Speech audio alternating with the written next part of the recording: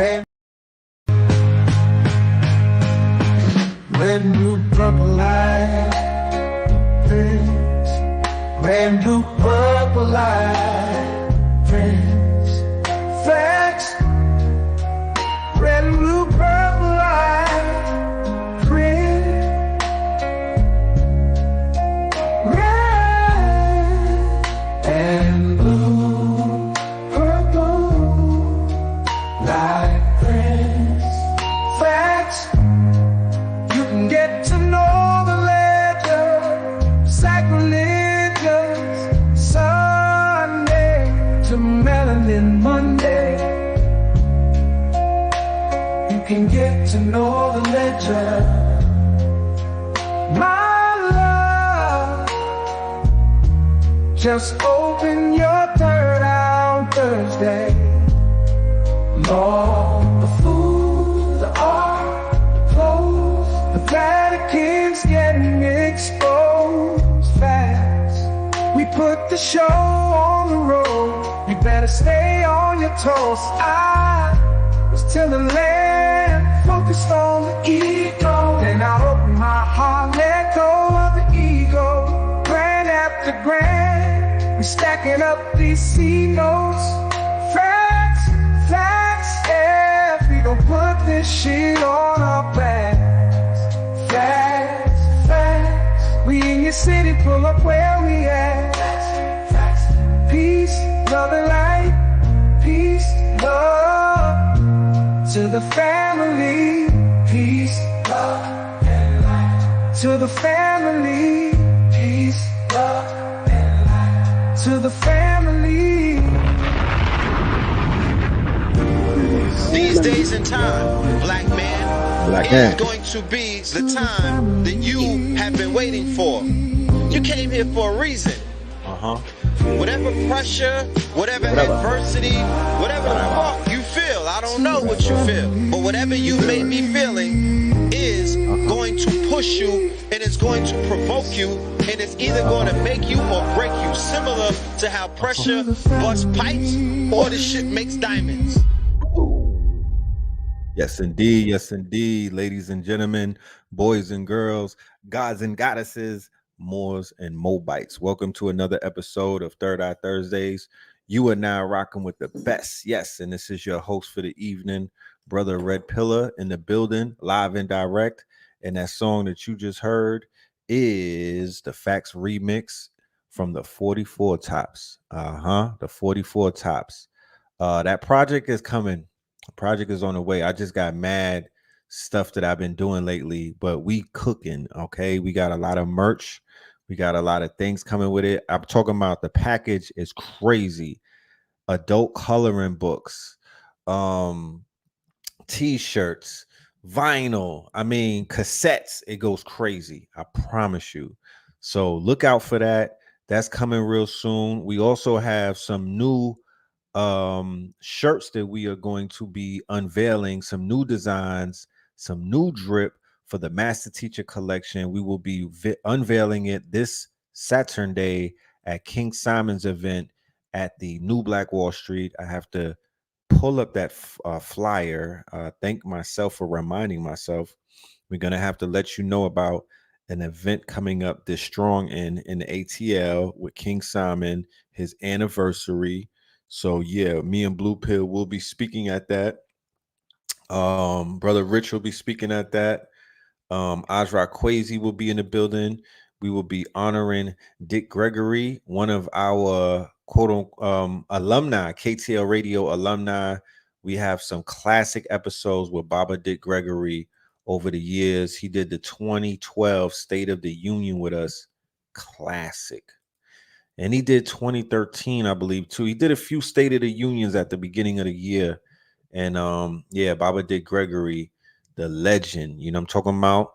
So we got Azra Kwesi, also KTL Radio alumni. We go way back with Azra.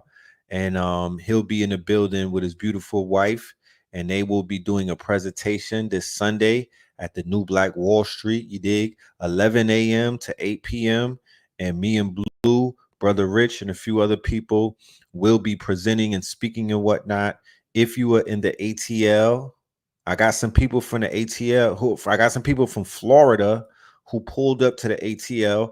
Yeah, pitch your tent, my nigga. Don't go back. We got something on Sunday. You know what I'm saying? Hang out with the gang and whatnot.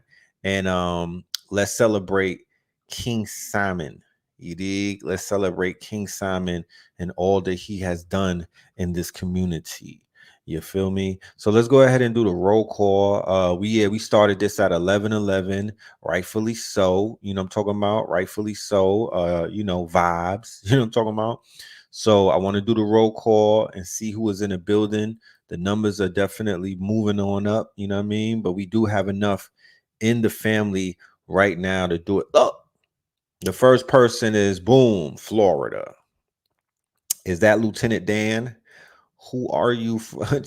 Southern Illinois is in the building. Shout out to Illinois family and a D. Shout out to the Detroit family. The DMV up in this B. The San Jose family. ATL up in this thing. South Carolina, Gullah Geechee, St. Petersburg, and things of that nature. Detroit is up at y'all. Murrayville, Georgia. Maywood, Illinois. Bull City, Merritt Island, San Francisco, Texas, and whatnot. Be more up in this thing. Columbus, Ohio, Gambia. We got Rome, Georgia, Portland, and shit like that. You know what I'm saying? We got New Orleans in this thing. You know what I mean? My boy Jefferson is pulling up. You know what I'm saying? Portsmouth, DC proper. Let me know. Even for my Instagram family, we ain't forget about you. Where you at? Instagram, Rhode Island, Flint Town, Michigan. What up, though? You know what I'm talking about? That part. Yeah. For my Instagram family, what's happening? You know what I'm saying? How y'all doing over there and whatnot? And ting and ting. You know what I'm saying? Yeah. Philly in the building. Duval tapping in. Chicago. You know what I'm saying? Did y'all get a notification from my Instagram family and for the YouTube family? Did you get a notification when we went live? I'm doing a little bit of research. I just want to know if YouTube is, working on my behalf. And I pay taxes to these niggas. So we need to know if they sending out notifications. Philly is deep up in here. What we doing? Blue Pill is in Philly today, I believe. Shout out to Blue Pill. Wyoming, is that where the elk fire is at? I need some people on the ground. I need some Lieutenant Dans. Where ya? I need some Lieutenant Dans. Oh, you got them on both channels? Okay. That's good. All right. They got notification, gang. Okay, we just checking. You know what I'm saying? We just checking. Make sure you hit the bell and shit like that. Yeah, I need people that's 10 toes down like Lieutenant Dan, and y'all will let us know what be going on the ground. That's superb journalism right there. You know what I'm saying? Like, F all of that other shit. That's the type of journalism that I'm into. Like, just go live from right there. You know what I mean? Unfiltered responses and answers and shit like that. Like, go live during the storm type shit. You know what I'm saying? That's the type of journalism that we want. Even if you might die. These niggas was betting on this man to die. Literally on some Vegas shit. His life was a bet. What's happening? Seattle in the building. Shout out to Seattle. Okay, so the notifications are working. Am I voting? No. I'm not voting. Unfortunately, I'm not joining the gang. I'm not down with y'all this November. I'm not gonna be pulling the lever. Yeah, I don't know. You know what I'm saying? When you see me, slap me. You know what I mean? Fuck it. You know what I'm talking about? When you see me, slap me, because I don't think I want to be a part of this theater this year. I am my insult is intelligent. Is it my intelligence is insulted? See, I can't even speak correctly right now. My shit is all over the place. My intelligence has been insulted by the malarkey that they have put before us. You feel me? That they put before us.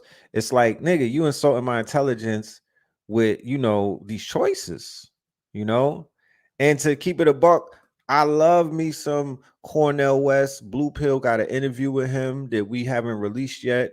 He be dropping bombs. I just can't vote for the nigga because it's like, you didn't go hard enough, fam. You know what I'm saying? No disrespect, but you're not finna get the lazy vote for me just because vote. You know what I'm saying? You're not finna just get the lazy vote for me. Damn, you just drove by the biolab and it's still smoking? Shit. We about to turn into some mutant ninja turtles out this bitch in Atlanta. I promise you. Some shit been in the air. A nigga been taking naps lately. You know what I'm saying? More naps than usual. I don't know. Might be turning into a turtle. I don't know what the fuck they was burning in the air. But I will tell you this. It was hazy as fuck for a few days and then it started clearing up. Y'all pray for us, man. We out here. We outside in Atlanta. They out here burning shit, But it's like, and I hope, I know a lot of people is rolling the dice for either one of the candidates. I hope none of them loses the popular vote by one vote and y'all blame me like it was my one vote that caused this to happen. But I'm not fucking with it. Maybe I might cast a vote of confidence for Mr. West just so his numbers could be, minus, just so they could add me in the 1,000 people that will vote for him. I guess I'll be one of the 1,000. But he could have went harder. I wish I could have spoke to his campaign daily because I would have been like, now pull the fucking trigger now. He wasn't necessarily, pulling the trigger at the right time. You feel me? He wasn't pulling the trigger. His timing was off. So if that's the case, you know what I mean? I don't know if he could be the president because your timing have to be on. I mean, Joe Biden was catching shit more than fucking Cornel West, nigga. Joe Biden was more viral than Cornel West. That's a problem. I'm talking about post dropout Biden. Post dropout Ho Biden. He had more. I seen Ho Biden after he been in hiding. He been in a bunker somewhere. They roll this nigga out to read from the teleprompter every now and then. And even with all of that, I seen him more than I seen Cornel West. Cornel West supposed to be on my timeline. Cornel West supposed to be chopping it up with the rappers. But let me tell you one thing, and I pointed it out today. Let me pull up this little tweet. It went semi-viral and whatnot. The shit is almost over, right? It's just a few more laps around the block for them, but the race is pretty much in the bag. You know what I'm saying? Unless we have what they call as an October surprise. And just based off of the way shit been going since the beginning of October, I do have it on my bingo card that there will be an October surprise. I am my spirit is telling me that they not over. They say that they over, but they not over. It's some more shit coming down the pipeline. It's only October the 10th. Now, Latanya says you gotta vote, Red. She put the word you gotta, like, nigga. When have I voted? I haven't voted ever. The fuck?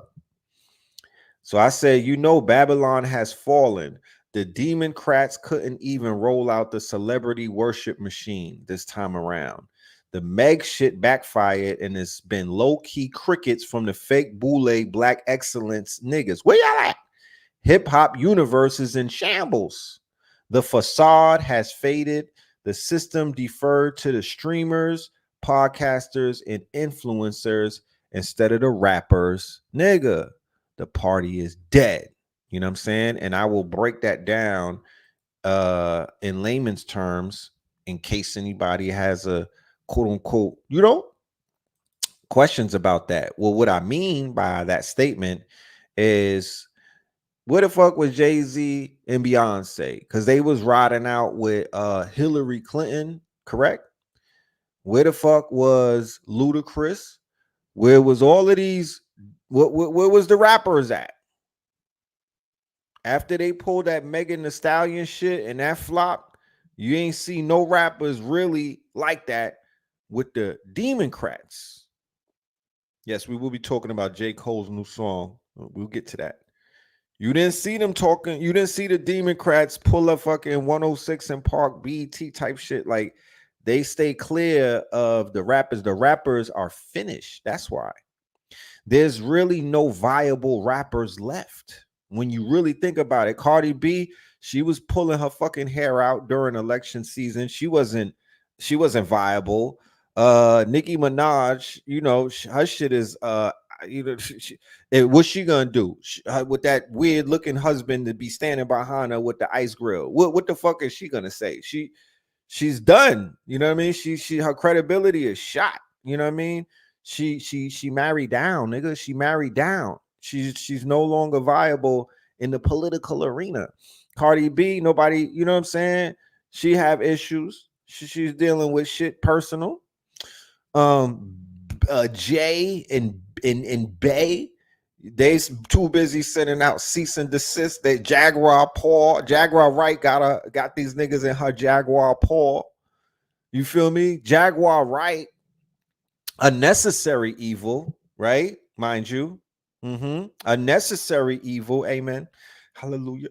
A necessary evil, although Jaguar Wright she's not invited to the barbecue because she's the kind of chick that just be, I seen Red Pill eating a pig feet. Red Pill?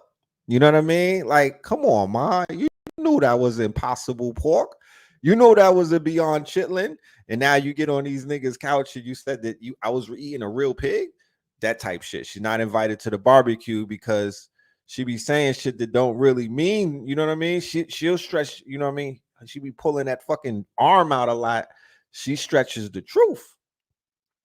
Okay, she stretches the truth. And I know people like her.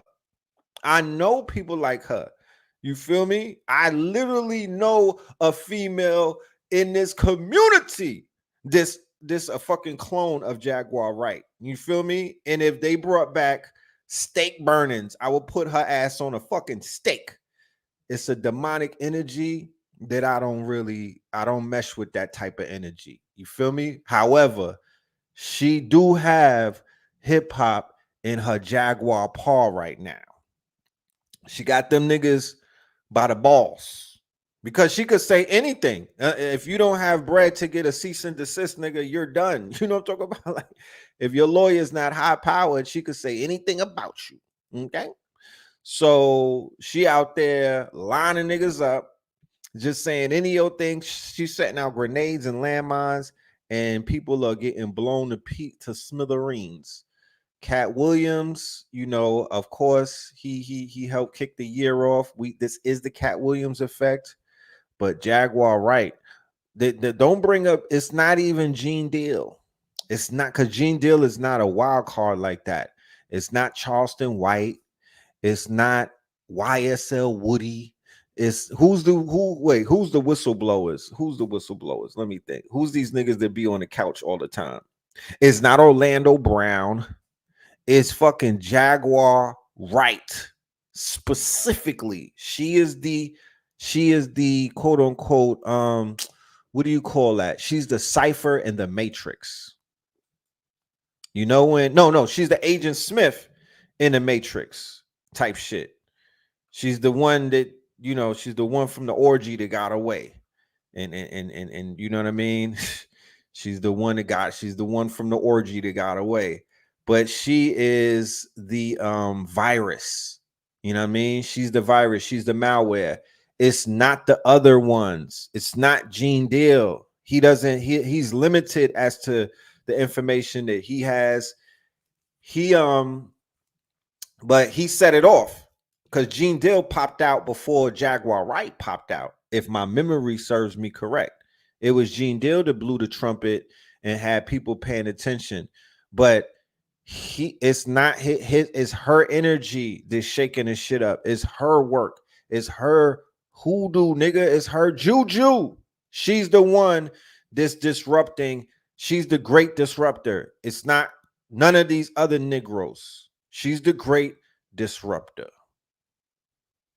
Somebody said, y'all niggas, y'all talking about us all negative bloodsuckers. Keep in mind, I said necessary evil. Go ahead and go to the Urban Dictionary and pull up necessary evil. You understand? That we don't live in the world anymore of fucking heroes. Get that out of your system.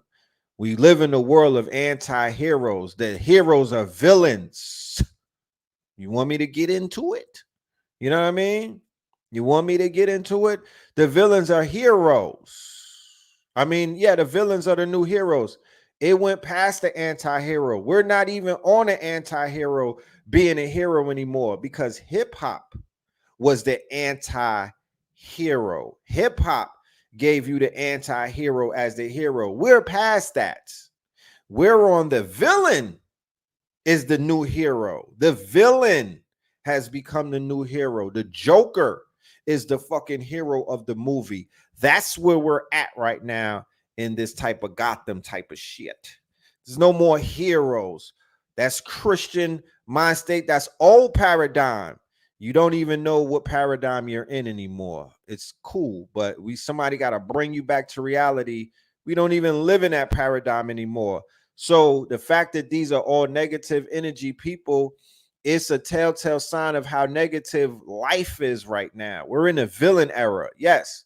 And we're in a villain era because a lot of people have been compromised. It's like it's more villains than it is heroes in the people. Because the people have been, they talk about they using these word cloud seeded. All of a sudden, everybody's a fucking scientist, and they're talking about, they seeded the clouds. Well, let's talk about cloud seeding of the black mind. Let's talk about cloud seeding of the collective black mind. Not one of you guys, all of you. You've been seeded over the years. They've been planting seeds over the years through different artists and whatnot and the shit that they got away with. You've been seeded through the reality television. You've been seeded through all kind of negativity, all kind of wayward shit that the small hats pushed on you. You feel me? You've been seeded. And those seeds have grown weeds and roots and things of that nature. And I would just say that the community or the collective has been demoralized. That's the best way of saying that you niggas have been cooked. You've been getting spirit cooked. You've been getting spirit cooked, right? By the culture. It's a deaf culture, unfortunately, allegedly. It's a deaf culture, and that deaf culture has been cooking niggas. I always refer to this. This is my great go-to. You know what I'm saying? Because I haven't had nobody. Nobody did a Matumbo block on this dunk. This is a slam dunk. The slam dunk is 2024. If a nigga walking around and he's 24 years old, right? He was born in the year 2000. Around the year of 2011 or 12, this nigga is 12 years old and he's introduced to the drill scene via Chief Keef, Little Reese, and Little JoJo. Okay? And he's on Twitter, right? He's 11 and 12. He's on Twitter and he gets involved in the real life Hunger Game / Squid Games. You an old nigga. You didn't know nothing about this. You was running around doing whatever you was doing. You was wearing Trayvon t-shirts and crying about Zimmerman scared to go and knock his head off. But the youth, the younger generation, like my son and them, they were introduced to drill culture. We're not talking about New York drill culture. We're not even talking about the UK. We're talking about Chirac. And they were witnessing death, right? I'm talking about Sinister, not no watered down shit. We talking about headshots, face shots, niggas standing over one another and dumping the whole clip, extendos, you know, Dracos, mini Dracos to the face. And on Twitter, you could see the murder scenes. Do you know that? Do you know that they have links? Maybe not on Twitter, but you could click a link and it would take you somewhere, either to 4chan or to Reddit. Some people was even going to the dark web and they were looking at the surveillance videos of their favorite rappers getting shot up and gunned down. Right? This is the new generation that's out here killing niggas like it's a video game. This is the generation that's out here carjacking. This is the generation that's out here kicking down your door and Swiss cheesing the whole family. This is the new generation that's doing murder for hire. This is the new generation that look at death like it's a clout chasing type of thing. That is the fucking generation that we got to deal with right now. And they were seeded. They were seeded by these artists who the record labels, right? Nobody, I mean, shout out to Mama Duck, right? She's the first one that basically was like, fuck that. I'm gonna sue these rappers for profiting off of my dead child. Her son FBG Duck got gunned down in the Gold Coast. So now she's suing Little Durk, King Von, who's deceased, for profiting off of her child's murder, because I guess they admitted that they, you know, I don't know the whole specifics, but people need to start looking at the record companies, you know, cocksuckers like Liar Cohen, Jimmy Iovine, cocksuckers like, complete vultures, right? Why are they not held accountable for the fact that they know that they giving millions of dollars to child soldiers? Right? These are child soldiers, the same way that you got little niggas in the Congo fighting. You signing a 12 and a 13-year-old and giving them millions of dollars, but you listen, you know why they lit. They lit because they making songs about killing each other, but you throwing money at them. You can't exasperate. Oh, we just trying to get them out the hood. No, nigga, you're helping them develop a war chest.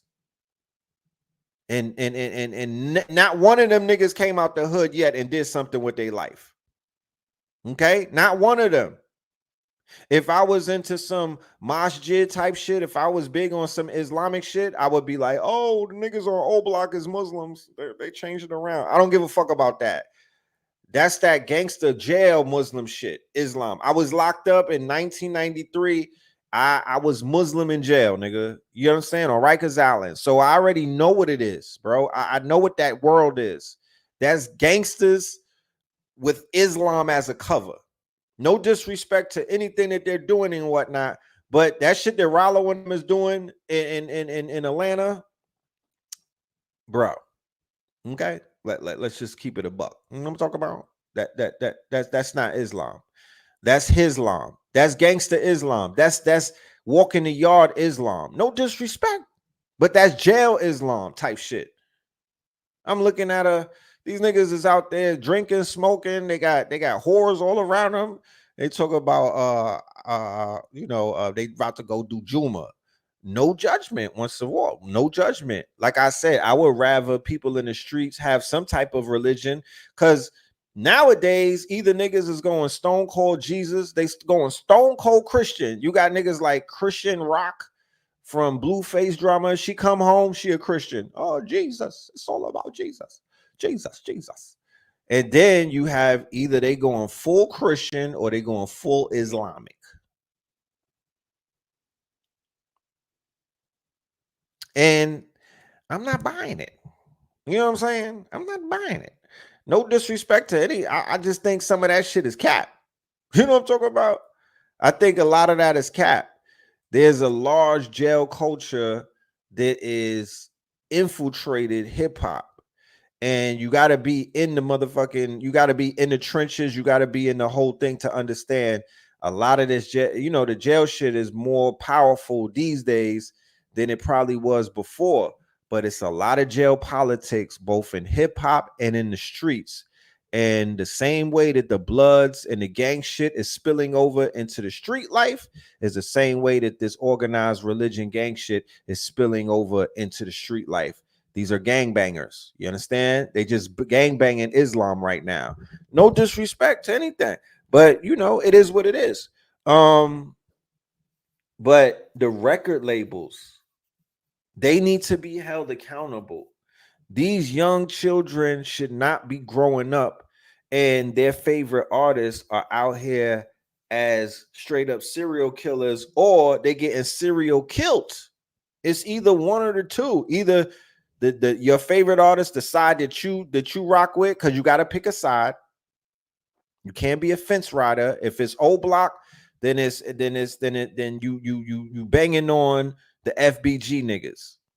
If it's No Limit, then you banging on they ops and whatnot. You riding with them against they ops. If they see you in the comment section of the ops and you fake D-riding, you'll get excommunicated. You get excommunicated. So you got millions of European white boys and girls, Europeans from the burbs and whatnot. They are the peanut gallery to the mass murders of children. These are children dying. I promise you, sometimes I get caught down that YouTube wormhole on a late night. We talking about late night when there ain't nothing to do. And I'm like, what's this? And I click on that shit. It is a wormhole, but it's babies out here dying. And, you know, people die every day, right?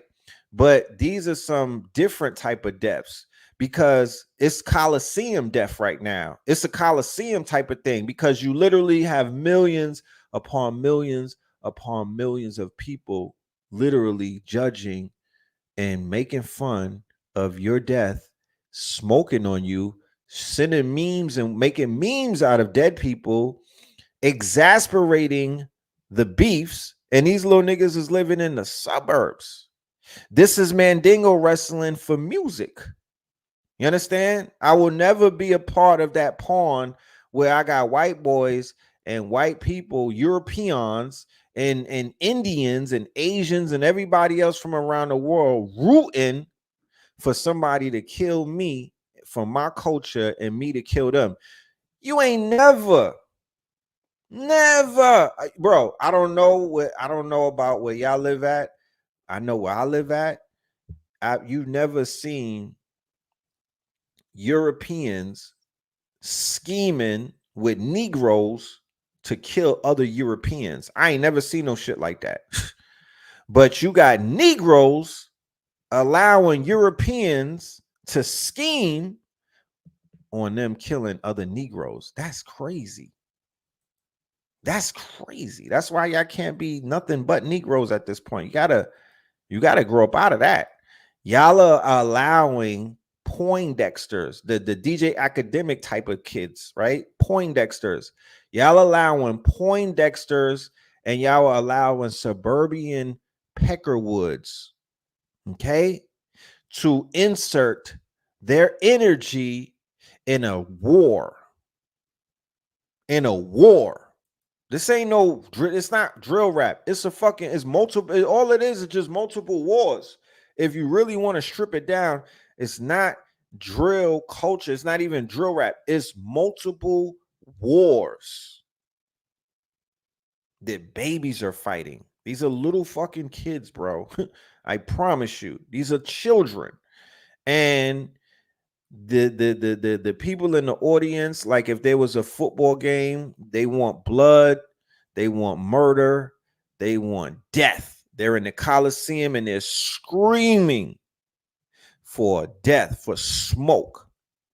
Okay, they're screaming like the soccer fans in Europe be screaming, and they want you niggas to kill each other, and y'all cool with that. And I don't like that for y'all. You're a fucking fool. You know what I'm saying? And this is the worst kind of situations that we'll continuously find ourselves in, where, you know, our people are making fools of themselves. And you think that the people that are in the audience is clapping at you, but they literally laughing at you. This is the corniest shit that you could ever be into in 2024. In 2024. That's treason. Y'all are linking up with the ops to scheme on your own folk. But you niggas never got together and schemed on the quote unquote, when Trump was in office, you niggas never linked up and tied your flags together to scheme on the Oppingtons. You never did that. You missed that part. You never made a fucking drill song about spinning on Zimmerman. You never made a drill song about spinning a block for Trayvon. You never made a fucking drill song about none of that. You just made drill songs. And, you know, I'm not mad because, you know, they standing up. I guess they are the whole premise behind drill culture is that they are avenging the deaths of somebody close to them. That's how that whole shit starts. Somebody got to die. There has to be a body. There has to be a sacrifice in order for the shit to even get started. You can't have two crews that got beef with each other and there's no cadaver. There's no dead body. There has to be a sacrifice. There has to be a body. Once there's a body, once blood is spilled, that's when the war starts. Then you catch up with them niggas years later, and it's 20 or 30 of them dead from both sides. So there's really no winners in any of the wars. The wars in Jacksonville, there's no winner in that war. There's no winners in that war. The wars in Philadelphia, there's no winners in that war. With all of them different crews, my dude lost his son, what's his name, Gilly and whatnot. You feel me? You got Wabi, what was his name? Wabi, what's his name? Wabi C. Duel. Yeah, Young Bag Chasers. You know what I mean? He gets murked by a baby. All of these cities is at war. And none of you niggas is winning. The Baton Rouge shit, there's no winner in that war. Right? LA gang wars every day. Yeah, and that shit started with those dysfunctional niggas over there. You know what I'm saying? And it got all of that shit got popularized. And we just live in a situation right now. We literally live in a nightmare that needs to be reset. It needs to be reset. There needs to be some type of resetting, y'all. This shit has reached levels of toxicity that I don't think that it could function anymore. And then when you look up and shit, they pulling the plug on hip hop. They're pulling the plug on hip hop. The parents are my age. That's what's crazy. That the drill rappers, XXX Tentacion Mama, she my age. Julio Mama, she my age. You understand? They mamas is my age. So what that means is they mamas is Generation X. I'm assuming that the fathers are around my age, Generation X, 70s and 80s babies were the parent. Those are the parents of these babies and whatnot. So yeah, so now you have a situation where the parents listen to the same music as the children, more than likely, or they kind of on the same time. You feel me? The child is your friend. It's not even, they don't even treat the child like a child. That's the homie. You know what I mean? And it's just been shown that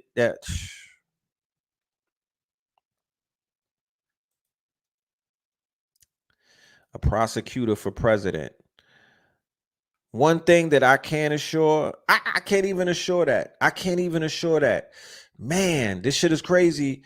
Like, I give the political shit a little bit of time. When I got some downtime, I sit back and I think, and I project my mind into a Kamala Harris universe. And then I also project my mind into a Donald Trump reality universe. We talking post election, right? I try to envision, what would a Kamala world look like? What would the Donald Trump world look like? I have to do these things, even though I'm not playing a part of their game. I don't want to play a part of their theater, right? I don't want to be a part and parcel to the quote unquote fuckery. I still have to mentally prepare myself for the next 4 years, right? I still have to prepare myself for the next 4 years, because I don't give a fuck if Christopher Reeves won the election. They still got to answer to the gods, nigga.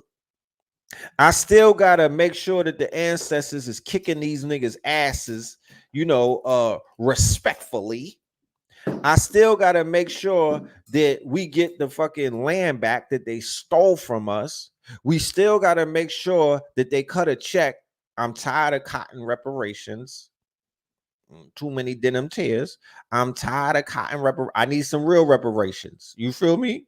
We was in Macy's when I was a teenager getting cotton reparations, if you understand me. Yeah, in the polo section, we was getting our cotton reparations. And we ran up a bag. I ain't gonna lie to you. You know what I'm talking about? We did. But it's time for some real shit. We want land. I don't even need the cash right now. And I want land. I want land and I want resources.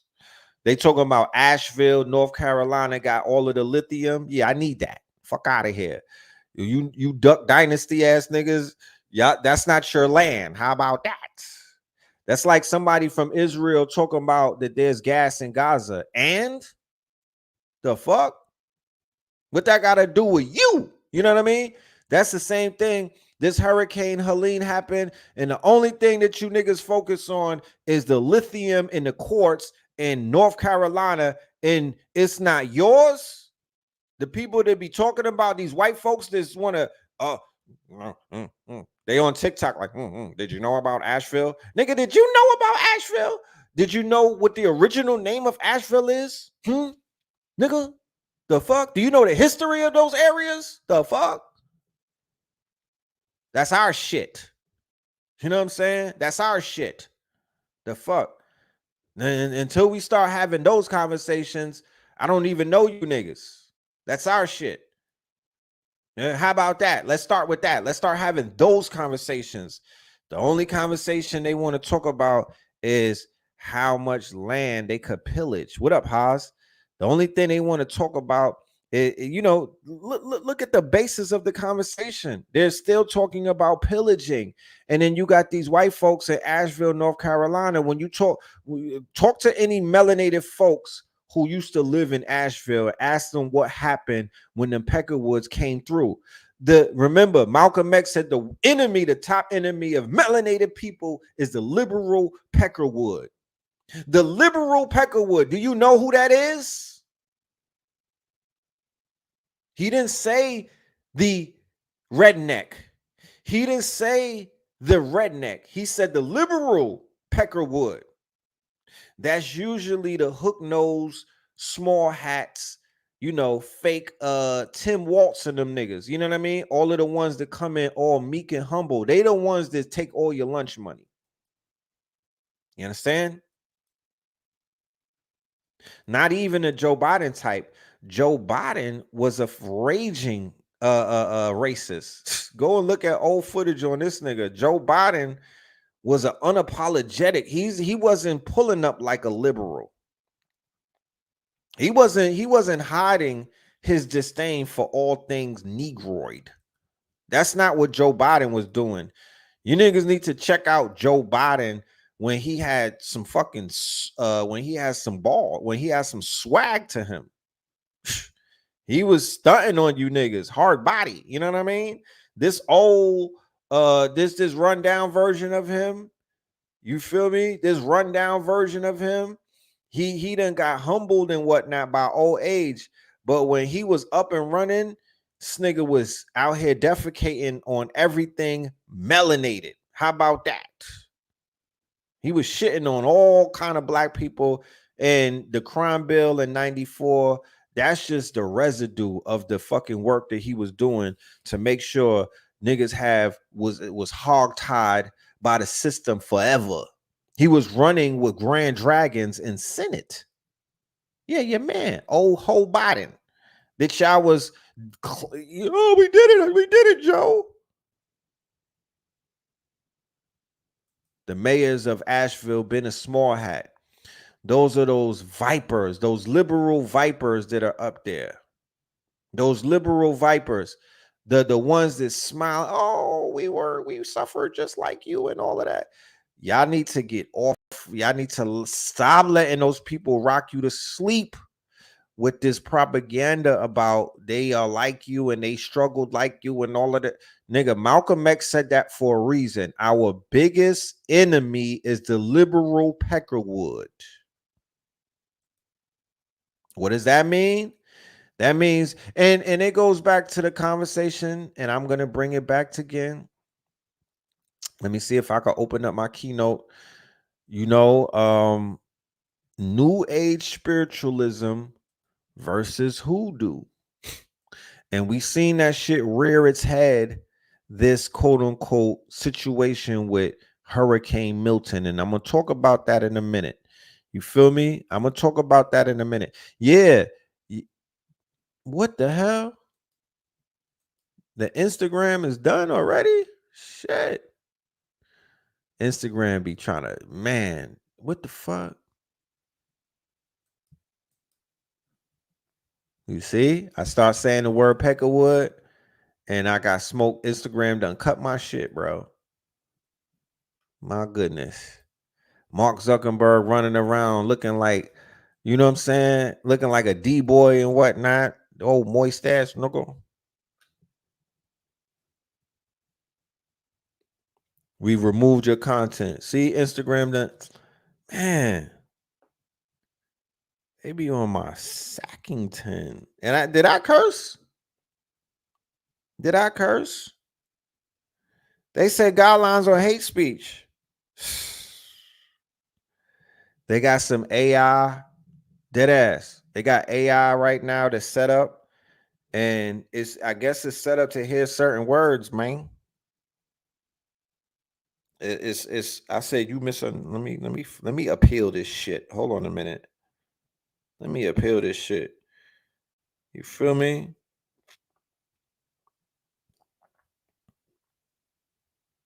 This Instagram shit is horrific, bro. Yeah, Biden's you see the level of quote unquote what they call that censorship, right? So in the Kamala administration, will this censorship ramp up? In the Trump administration, will the censorship ramp up or will it get scaled back? That's something that I would love to know. These are some of the things that I contemplate. Oh, Peckerwood is hate speech. Who wrote that? A fucking liberal. Who wrote that? A liberal. You know what I'm saying? Who wrote that? A liberal. I ain't never heard that before. You know what I'm saying? We need our own platform. We do and then we don't.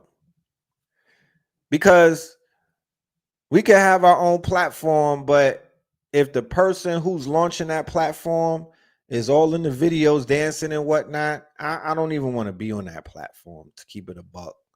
I tolerate this Zuckerberg character, but I'm not trying to go to these ego-driven platforms. If you launch a platform, just launch the platform. Don't, you know what I mean? As the owner of the platform, I don't really want to know you. I don't want to know about you. You know what I'm saying? I don't care about your affiliation politically. None of that shit. I'm good on that, because that turns me off. You know? But you could say the N-word all day. You could say the N-word all day. You could say every variation of the N-word all day. You could talk about drilling the next man on Instagram all day. You could say all of these things, but now they whatever. It's all good. Shit. I'm gonna keep going. Anyway,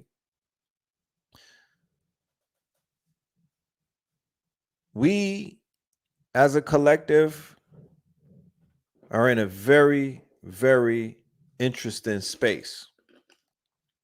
Melanated men, okay? You have no friends. You have no friends at all. You know? You don't have any friends. Unfortunately. Okay?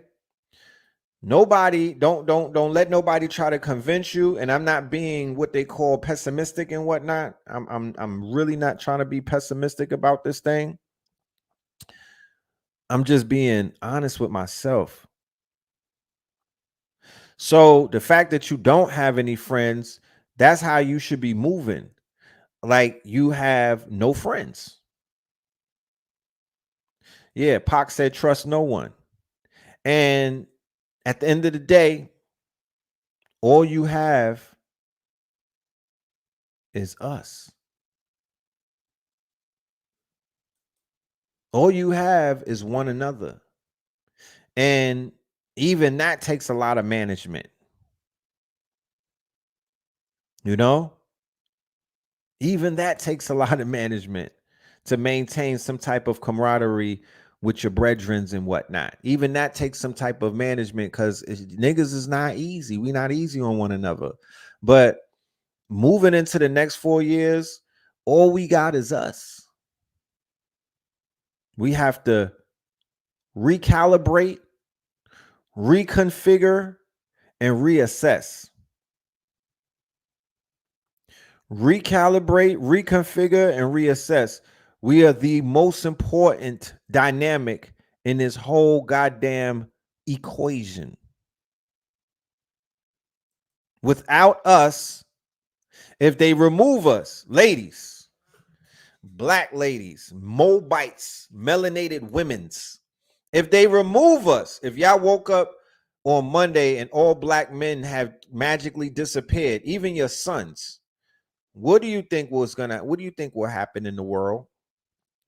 All black men are gone. You can't find a Negro on a corner. You can't find them in a bodega. You can't find them at a construction site. You wake up and all Negroes are gone, but the Chinaman is still there. The Arab from the store is still there, right? The white man is still there. Spanish is still there. The Dominican is still there. The goddamn Cuban is still. What will you do if you was to wake up and we was gone and you got to go and face these other races? What you think gonna happen? They're gonna say, "Pull up, we got you. Come on, sisters." You said white women would have a heart attack. Who would jump off the bridge first, white women or black women, if they took the brothers out? Cubans and Dominicans are black people too. Well, let's just say that the ones that look like Diego, the blonde hair, blue eye, the children of the conquistador, not the Negroes, not them, not the copper tone, not the indigenous, not the Arawaks, not the Indian types. We would say the conquistadors in Spain, the Spaniards that are in Cuba and that are in these Spanish countries and whatnot. Them, like I said, everybody with melanin, every more is not here when you wake up. You said society will collapse.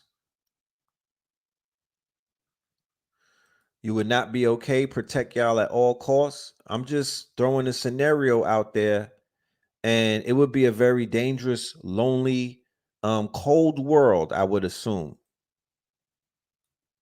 It would be a cold world. I'm assuming that, right? Black man found hanged after filing a lawsuit against police. Is that right? You know,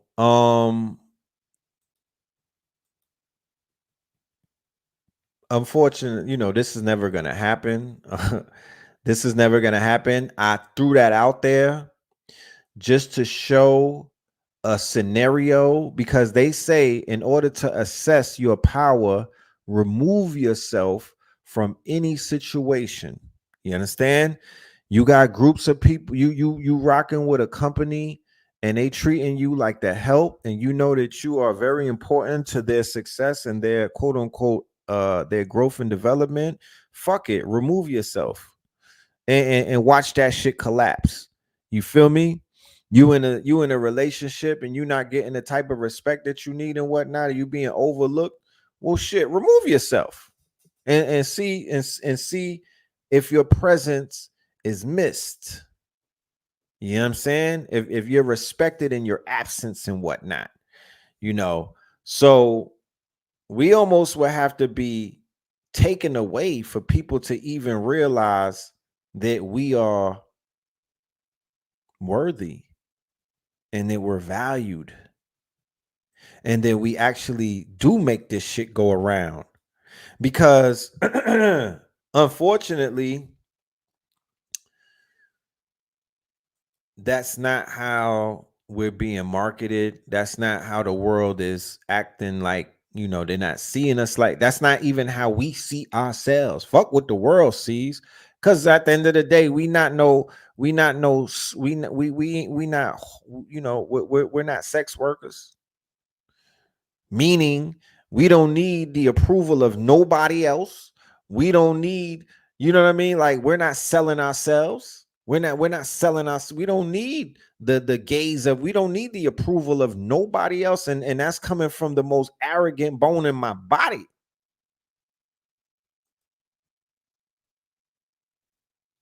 Sometimes you gotta be arrogant, you know?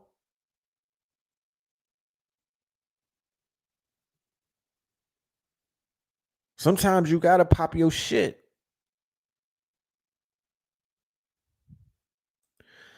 Would the melanin men remove themselves for us as well? What do you mean by that? Somebody said black woman would turn to Candace Owens. Candace is a cushion. I'm just saying, she's become a cushion. What do you mean, Red? What I mean is she's one of those. It's like, yo, if y'all ever want to come over on this side, I'm keeping the motherfucking pillow warm. You know what I'm talking about? She out there establishing a bed winch underground railroad. Like, yo, if blink twice if you need me to come and get you. Candace is out here at night with white Power Rangers rescuing sisters and bringing them into the motherfucking plantation. She's doing reverse Harriet Tubman shit. You know, Harriet had to get niggas off the plantation. Candace Owens is bringing y'all on that bitch. She's like, hold on, we got a secret tunnel. We about to funnel all of y'all into Pleasantville type shit. Yeah, Candace is keeping the warm side of the pillow ready for y'all in case you want to lay down with her type shit. You know what I mean? Yeah, she a reverse Harriet. She's the reverse Harriet. You know what I'm talking about? She's Iscariot Tubman. You know? She will lead you into a mayonnaise heaven type shit. You know what I mean? She's a Harriet with a reverse Uno card type shit. You know? She got you though. If y'all ever need to get on the motherfucking on that railroad, she got you. She got you. You know what I'm talking about? She will lay you up. She got FEMA checks for you niggas. You know how the migrants got a plane ticket when they cross the border? You got to cross the border. You got to make it to Wyoming type shit. You know what I mean? You got to make it to Wyoming. Once you cross over through the arcs in fucking St. Louis, once you pass those two arcs, she'll give you a fucking passport.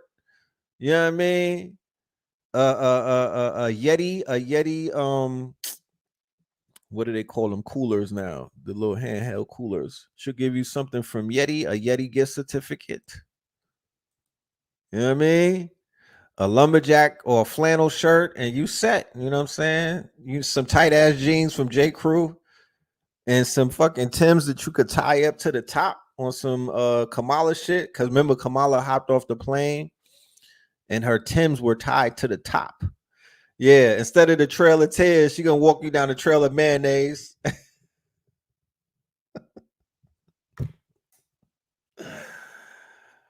You feel me? She hit you with a Stanley Cup. She gonna hit, the Stanley Cup.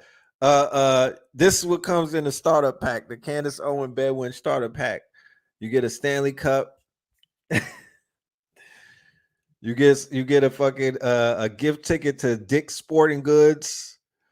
You get some fucking some Timberlands, not the butters, no, you're not the wheats. You don't get the wheats. You get the Timberlands with no sole and whatnot, the ones that you find in Walmart. You get some Dockers type shit. You get some Dockers, and you know, you get a lifetime mayonnaise, Hellman's gift certificates type shit. Yeah, a year supply of Supercuts. Remember the Floby? Remember the Floby? You know what I mean? Yeah, NASCAR front row seats. Yeah, you get some Caterpillar boots. There you go. I was looking for that because I would have said this the Carhartt, but they, you know, the Carhartt that they moved away from Carhartts and Dickies once niggas started claiming that type shit. Stanley Cup, you get your government name engraved on it with your nickname in parentheses. A 12-month. Nah, but Starbucks is under fire. You go right to Panera Bread. Don't pass go. Go right to Panera Bread type shit. You get a gift card to Panera Bread, and you are lit. You on your Candace shit. You know what I'm saying? And she does reunions like Jocelyn. She does 6-month reunion shows, and y'all just come together and see what happens. I don't know. Yeah, a traded yeah. Not only do you get Trader Joe's employment, fuck a gift card. If Candace Owens sneaks you out of the hood and whatnot, you get an automatic 1 year at Trader Joe's. You could work the register, or you could just walk around like those black women do in there, type shit. You know what I mean? Act like the help. But yeah, man, shit is going down. It is going down. Gift cards to Cracker Barrel.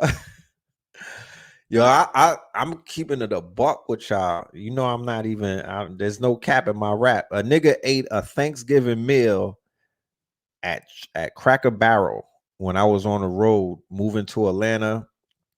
Nigga pulled over with the wife and the child, and had Thanksgiving dinner at Cracker Barrel. With it felt like I was in a Tucker Carlson motherfucking meet and greet, my nigga. You know what I'm talking about? It felt like I was at a Tucker Carlson meet and greet. Yes, I did that. Yes, I did. That's what I did. All facts. I did a Thanksgiving dinner at Cracker Barrel, nigga, and I was surrounded by crackers in a barrel. I had to tell my son, stand down. He was trying to be friendly. Stand down, stand down. We just here for the motherfucking for the mashed potatoes and some of them biscuits. Yeah, it was like a Tucker Carlson meet and greet. They was looking at the kid like, nigga, I don't even know what state we was driving. We was probably like in West Virginia. I don't know where we was at, but it was heavy on the mayonnaise. I'll just leave it at that. You know what I'm talking about? It was heavy on the mayonnaise. Yeah, the tuna casserole.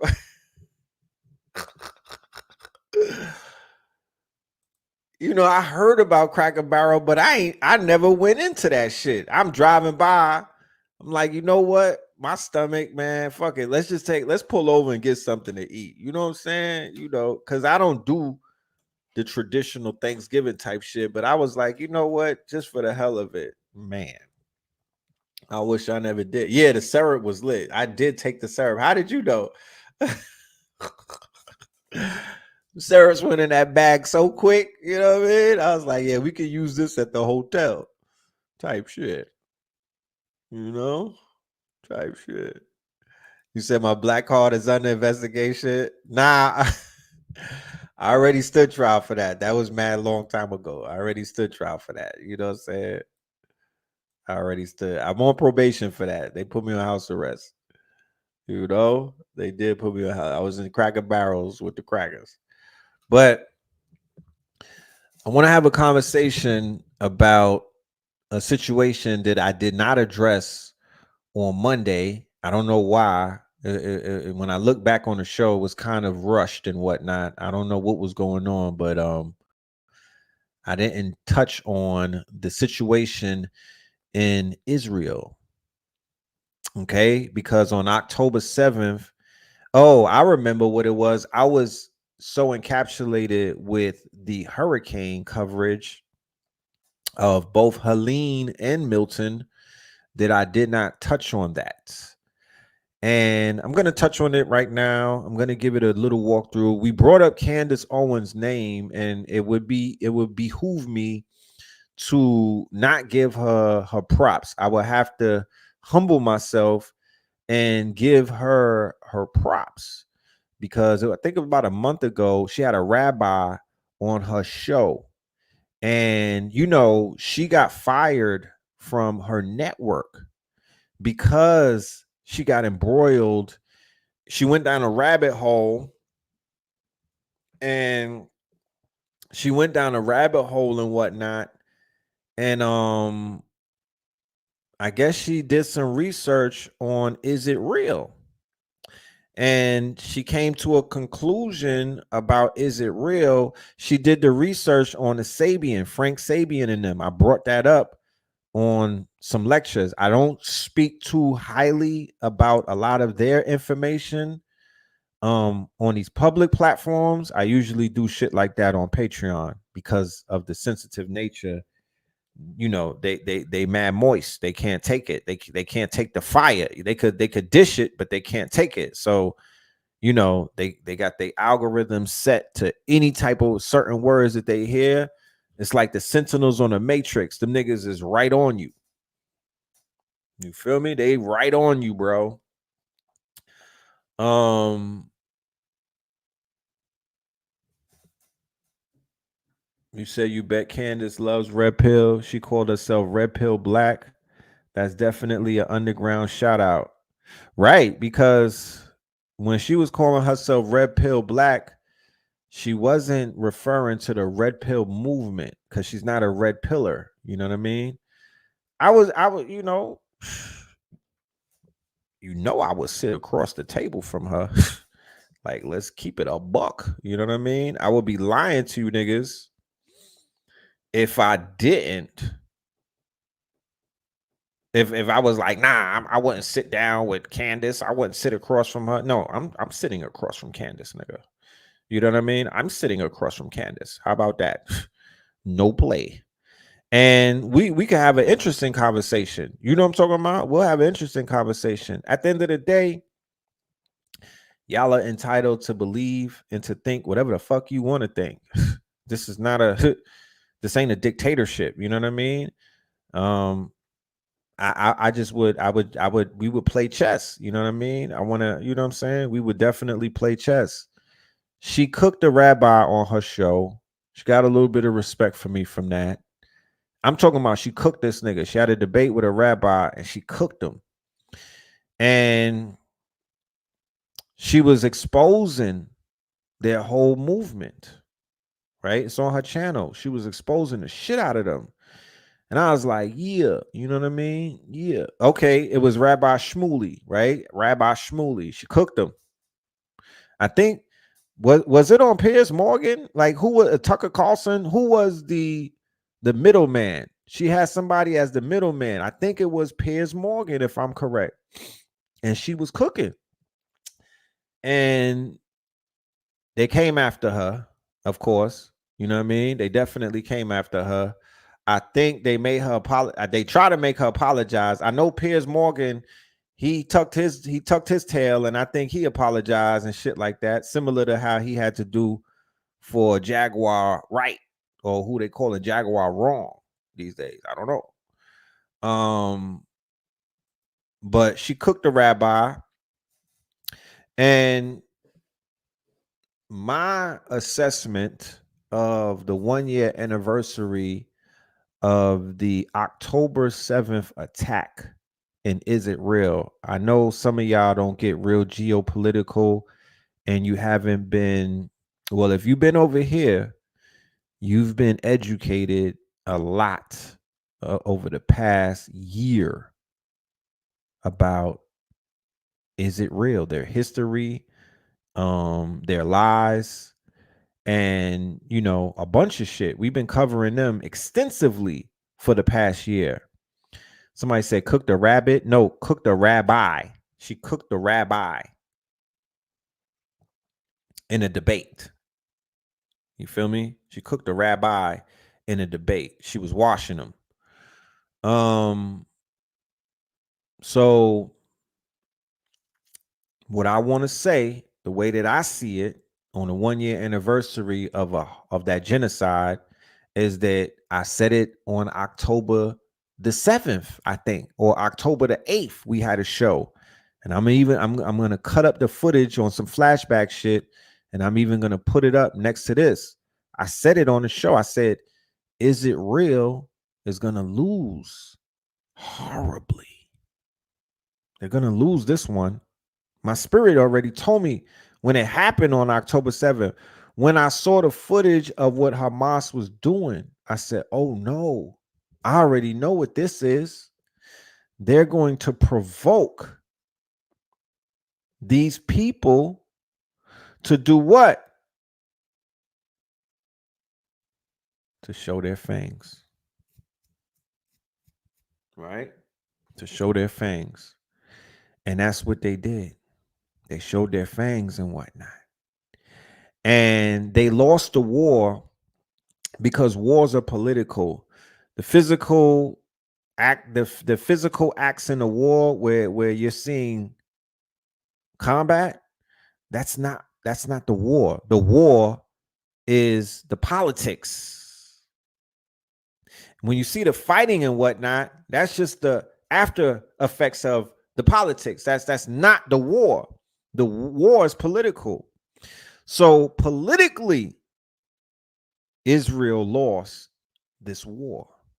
There's no way that they could win politically.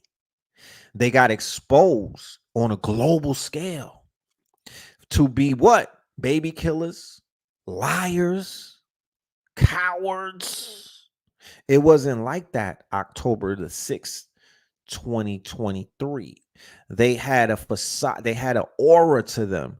They had the ignorance of the world, or the Western world, played in their favor because people didn't even go deep diving on them. Nobody was really digging into their quote unquote history. Nobody was necessarily putting the microscope on them. But when they did that, they started to discover so many things that were once hidden before. So many things came to light. So many questions were answered, but also so many questions were raised. Like, wait a minute, what the hell are we giving these people all of this money? But now, they lost the war of public opinion. They lost the war on a global scale because you can't do business with them anymore. They are considered to be a rogue state. Nobody in the Middle East, Saudi Arabia, they had Saudi Arabia in their pocket. Once again, like I said earlier, if we're not familiar with geopolitical conversations and whatnot, I will highly encourage that I'll put up the lectures that I've done that cover a lot of this stuff. So if there's any students in the audience that want to get educated or want to get filled in about this information, you could go back and you could watch these lectures. Give me a minute. I'll show you the covers of what I'm talking about. But in the court of public opinion, they're done, right? In the world stage with quote unquote other Middle Eastern countries that was going to legitimize them, they're not going to do that anymore. It would be career suicide for Saudi Arabia to ever do business with Israel. Before, on October 6th, before the attack happened, they were about to lock a deal down with Saudi Arabia, with the monarchy of Saudi Arabia, right? This making major moves. You know about the UAE and all of that shit. You know how popping that whole region is right now. You know, that's like a, you know what I mean? Dubai, UAE, Qatar, Saudi Arabia. Nigga, it's a lot of money over there. That's a lot of money. That's a lot of resources. That's a lot of investment capital. It's a lot of capital. You know what I mean? That shit is off the table. Nobody's gonna. They can't. Nobody is going to touch them. With a 10-foot pole. America got exposed for being the quote unquote hand behind the shit that they're doing. Okay, America got exposed. You know, Joe Biden, the Biden administration got exposed for being nothing but lackeys, right? Toothless tigers. They completely embarrassed America in this 1-year conflict because Israel showed that they are a dog off the leash. They answer to no one. They are a rogue state. And a rogue state in that region is highly, highly volatile. They're gonna put it down like a dog. Okay, them people got to get put down like old Yeller. Okay, they're toxic, they're murderous, they're genocidal, they are suicidal. Okay, they have the capabilities as a nuclear state to pull all kind of people into conflict just to do away with them. These are maniacal people, and they got exposed for that. Prior to this, their propaganda, their PR campaign, and a whole bunch of other shit was covering the wickedness of these people. Now, the main culprit in this whole entire thing, right, beyond any reasonable doubt, is Bibi Netanyahu, right?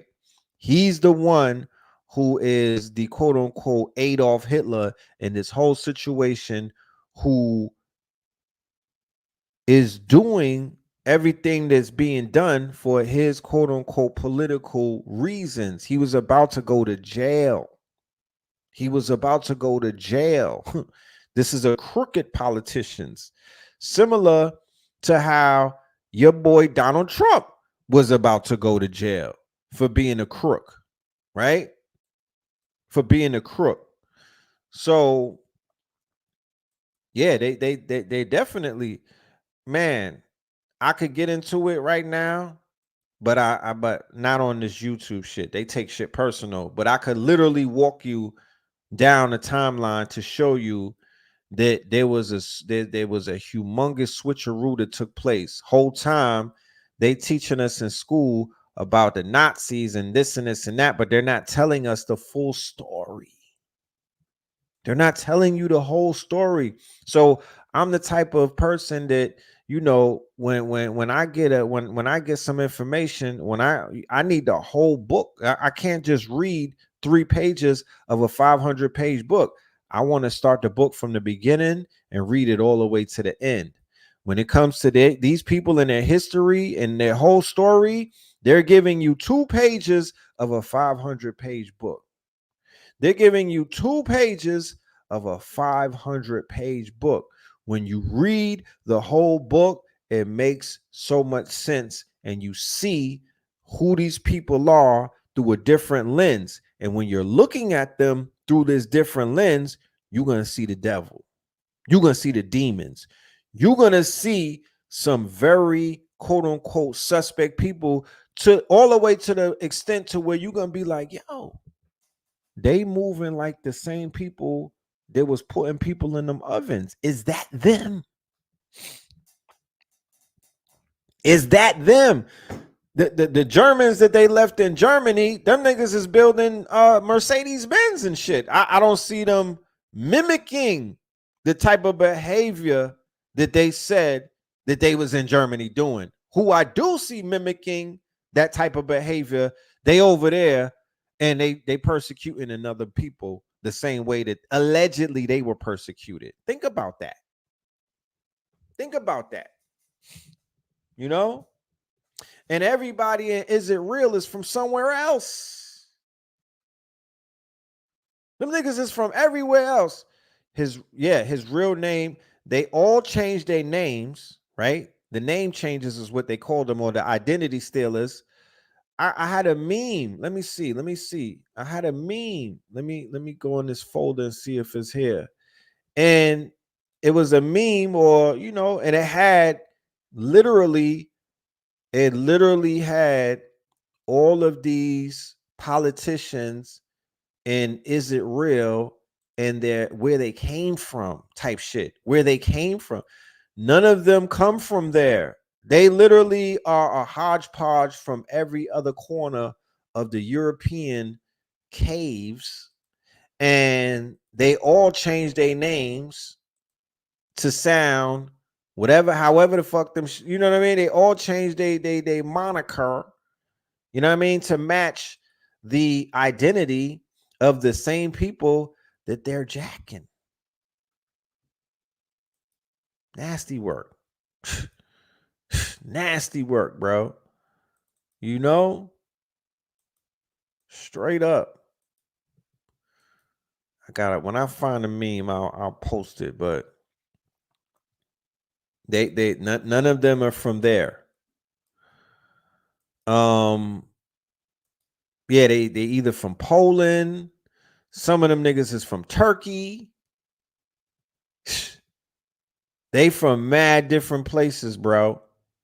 They from mad different places. And none of them are holding on to their original name. None of them got their original names sound crazy. The shit is, you can't even pronounce that shit, most of them names. Like, nigga, what? Who you from, Kyrgyzstan? A majority of the citizens in Israel come from where? The Ukraine. Did they tell us this in school? No. Are they even tying it in with this war that's going on with Russia? No. No. Well, if you go on TikTok, you know that the translation of that book is viral on TikTok. They used the AI to translate the book, and nigga said that he was spitting. It's on TikTok. He's speaking proper English. And they translated the book. And in the book, he's laying down some fucking heavy information. Okay? So they lost the war. The shit that's going on with Lebanon, they're getting their ass kicked by Hezbollah. Iran put them on notice the other day with the missile attack.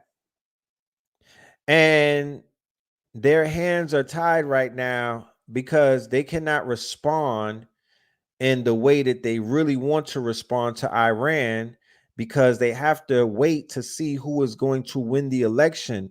It's the wrong time. The timing is off and whatnot. Americans will not allow Americans to get pulled into any type of war right now. They can't afford it. America's too weak to get into a global conflict in the Middle East with some people that they didn't start the beef with. America can't go to war. If you go to war with Iran, you go to war with Russia. Who the fuck do you think is in Iran right now helping them with their advanced weaponry, right? These long-range missiles. It's the Russians. So it's a political shitstorm going on right now in the 1-year anniversary of these demons that's over there who are they're like Parasite, and America is a host. America, not the Americas, America, the USA type shit. Okay, it is going to implode on himself.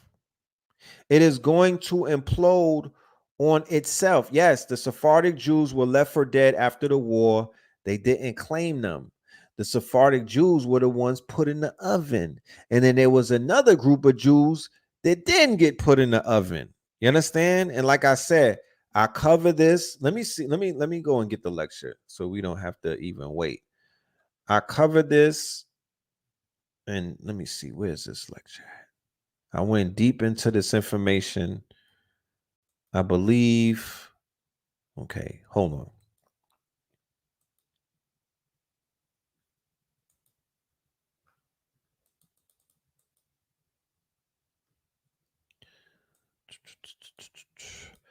on. All right, so these lectures, this one and this one, go extensive into a lot of the stuff that I'm talking about, right? This is When in Rome. Remember When in Rome that we did with Vicky Dillard, right? This is in June. And then right after that, we did Fear of a Blackamoor Messiah. Project what? Somebody in the audience. Project what? Project Fear. Right? And this was done July the 28th, right? Project Fear. This is Netanyahu in the middle with the Jason mask on, right? This is Netanyahu with the Jason mask on, right? Because he's on his Jason shit. But think about it. I want to know from everybody in the audience, Project Fear, false expectations appearing real. Since July, has everything been about fear? Like this campaign that they're running and whatnot, has the media inundated the populace with the fear campaign? Has fear led since July? Because I got a whole laundry list of multiple fear campaigns that they've rolled out ever since July, leading up to right now. The last fear campaign was Hurricane Milton. Okay. The last fear campaign that they pushed down niggas' throats and whatnot was Hurricane Milton. Bro, I'm jumping out my sleep and whatnot. I'm not even in Florida. I'm hopping out my sleep like, oh shit, niggas. I'm thinking about Lieutenant Dan, my nigga. Why am I thinking about Lieutenant Dan at 5 a.m? Fear. I literally had to get on my phone and look at Tampa to make sure that Florida wasn't getting destroyed, bro. Because I've been to Tampa. I got family in Tampa, and I'm like, yo, I don't want that shit to happen to them. The way that they was cooking, they was like, fam, this shit is they was literally like, say goodbye to Tampa. Say goodbye to Tampa. You know what I mean? Type shit. Say goodbye to Tampa. The motherfucking mayor of the told the people, you're gonna end up dead. That's not fear. What the fuck? What?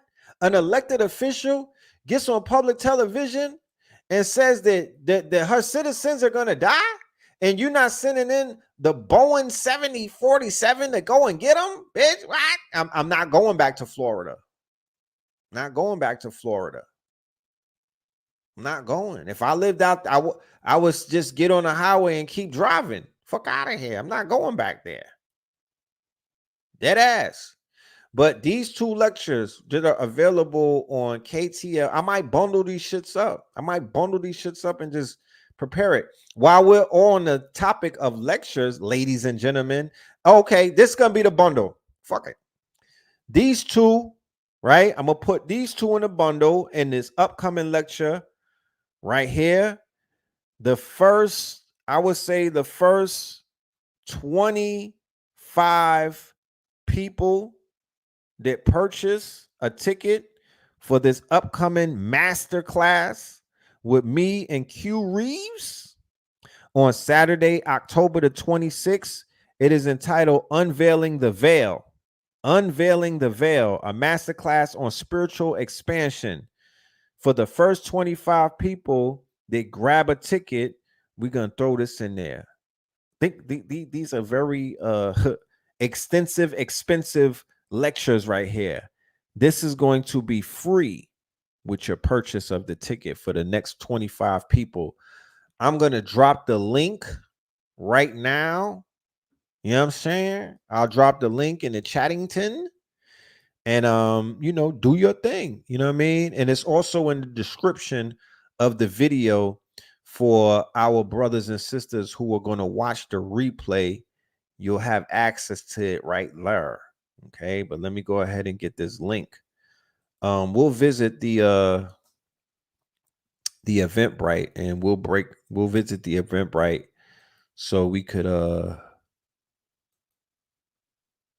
read the description, because it's a very interesting description, so you understand and you know what it is that me and Q Reeves are going to be doing. I have so many people who hit me up on the DM and they ask me about the spiritual journey.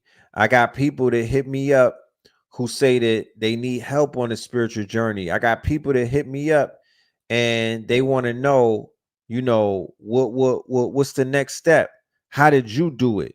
Well, all of these things, all of these questions and whatnot, we're going to be able to answer it. You said Milton did major damage. Well, they said it did do damage, but Helene did more major damage. Helene climbed the fucking mountain, my nigga. Helene climbed the fucking mountain. What's fucking with that? I don't even think y'all know how far up Asheville is. You get nosebleeds. That's how far up it is. And Helene smacked that shit. Right? So my $1 million question to everybody is this, right? Because everybody claiming harp this, harp. Everybody want to claim harp. All right, cool. You niggas is on your harp shit. Once again, giving white people all of that energy. You're giving these Caucasians, you forfeiting the energy on what they call that. When is this? Hoodoo Heritage Month. You want to talk about harp, right? You want to talk about harp, but you don't want to talk about the ancestors, right? But you're going to have to answer the question, who was it that broke the goddamn storm down? So here's a question that I asked on my IG today, right? Let me move that out the way. Was it hoodoo or harp that dismantled the big bad Milton, right? And then of course I had to throw in my little y'all really worship them folks like they Jesus, huh? I said every day this app is exposing how deep the programming is when it comes to our community. A case study in inferiority complexes and disillusioned people. You forsake your power when you forfeit it to conspiracy theorists and psychobabble. The New Agers, the MAGAs, the QAnons, and the remainder of these tinfoil agents can never, ever give credit nor speak on the ancestral forces that inhabit the land that they stole. Let that marinate. Let that marinate. And while you let that marinate, I want to ask anybody in the audience, because y'all be tapped in with the white boys a lot. I seen you niggas switch over.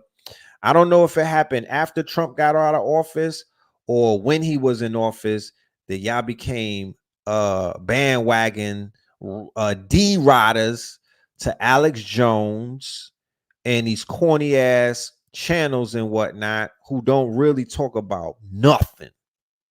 You know what I'm talking about? When did y'all jump ship and start riding their coattails? Because that shit was haram when we was in Harlem. Wasn't nobody running around hailing up no goddamn Alex Jones, David Icke, and all of them. We extracted from them. We was extracting from them, but they wasn't our main go-to source. There's niggas out here quoting Joe Rogan and Alex Jones and shit like that. Like this is law. The fuck? So I want to know when did that happen? This is psychobabble. This is really tinfoil hat bullshit. So those people that stole the land, that are living on borrowed time, the fucking migrants from Europe, out of all the conversations that I heard them have on Rumble and all the conversations that I heard them niggas, Glenn Beck and all of them, none of them ever said the ancestors.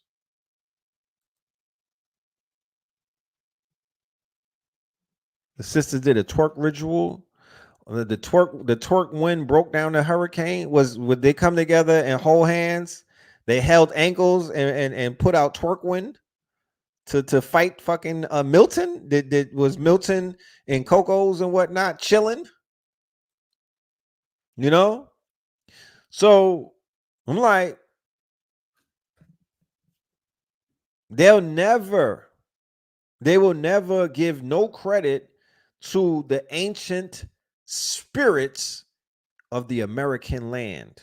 Why? Because they're living on stolen land and they're stealing the resources from the land, and they're posturing. They're posturing like this is their land.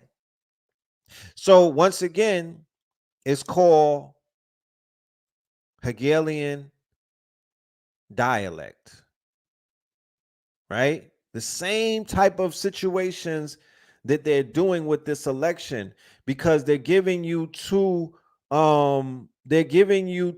flawed individuals. They're giving you two flawed candidates, right? But they're giving you a duality choice, left or right, bad or horrible, gun or knife, right? Either death by strangulation or firing squad. I just saw an article where they were offering a death row inmate. They was like, nigga, you choose. Spin the wheel, nigga. Where you want to get electrocuted? You want to get shot? Or you want a lethal injection? He gets to choose. This is like a fucking menu. You know what I mean? So it's like,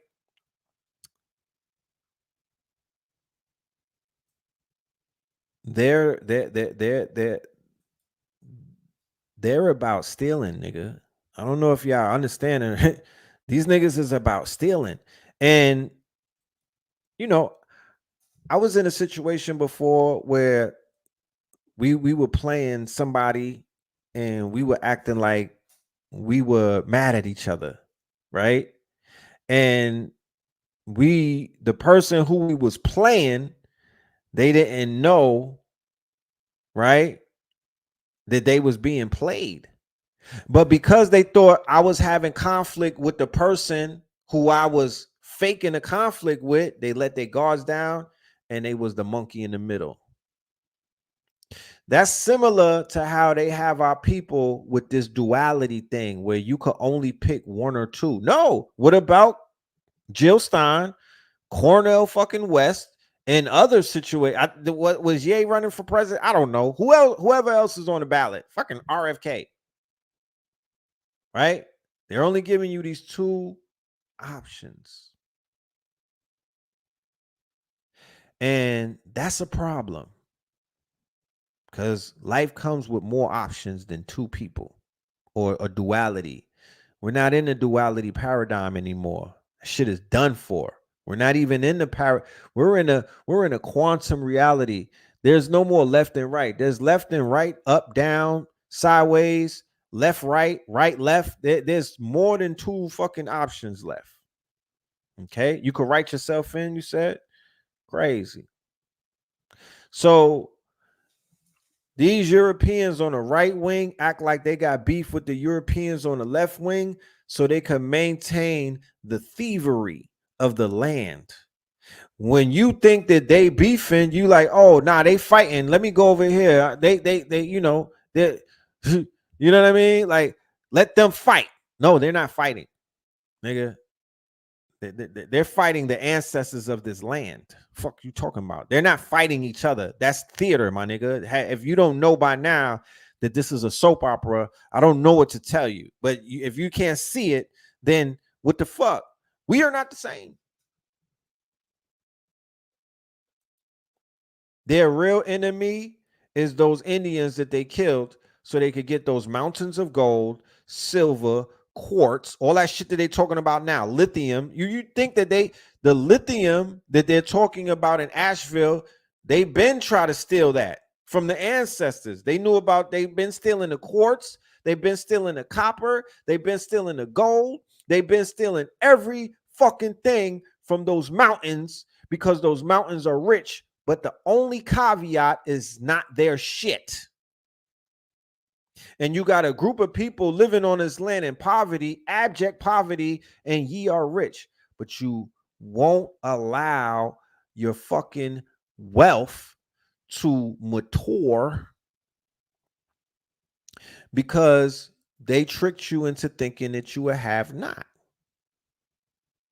You know what I'm saying? They got you thinking that you would have not. So you're not focused on the resources. You running around spewing, oh, they want to go in Asheville because there's something called lithium and it's going to power electronic vehicles. Shut the if you don't sit your ass down, the fuck? Yeah, they thought they was untouchable in the mountains. Do the research on how they pushed our people out of Asheville. Do the research. Asheville is the Sedona of the South. You know Sedona, Arizona, where Blue Pill was like, yo, that shit is like Saks Fifth Ave for spirituality. It's the white people Saks Fifth Ave and Nordstrom's for spirituality, right? That's what Asheville is in the South. It's the Sedona of the South. You understand? So you got these liberal, right? You got these liberal Caucasians, right? You got these liberal Caucasoids who are utilizing New Age spirituality. Remember, New Age don't get along with Hoodoo.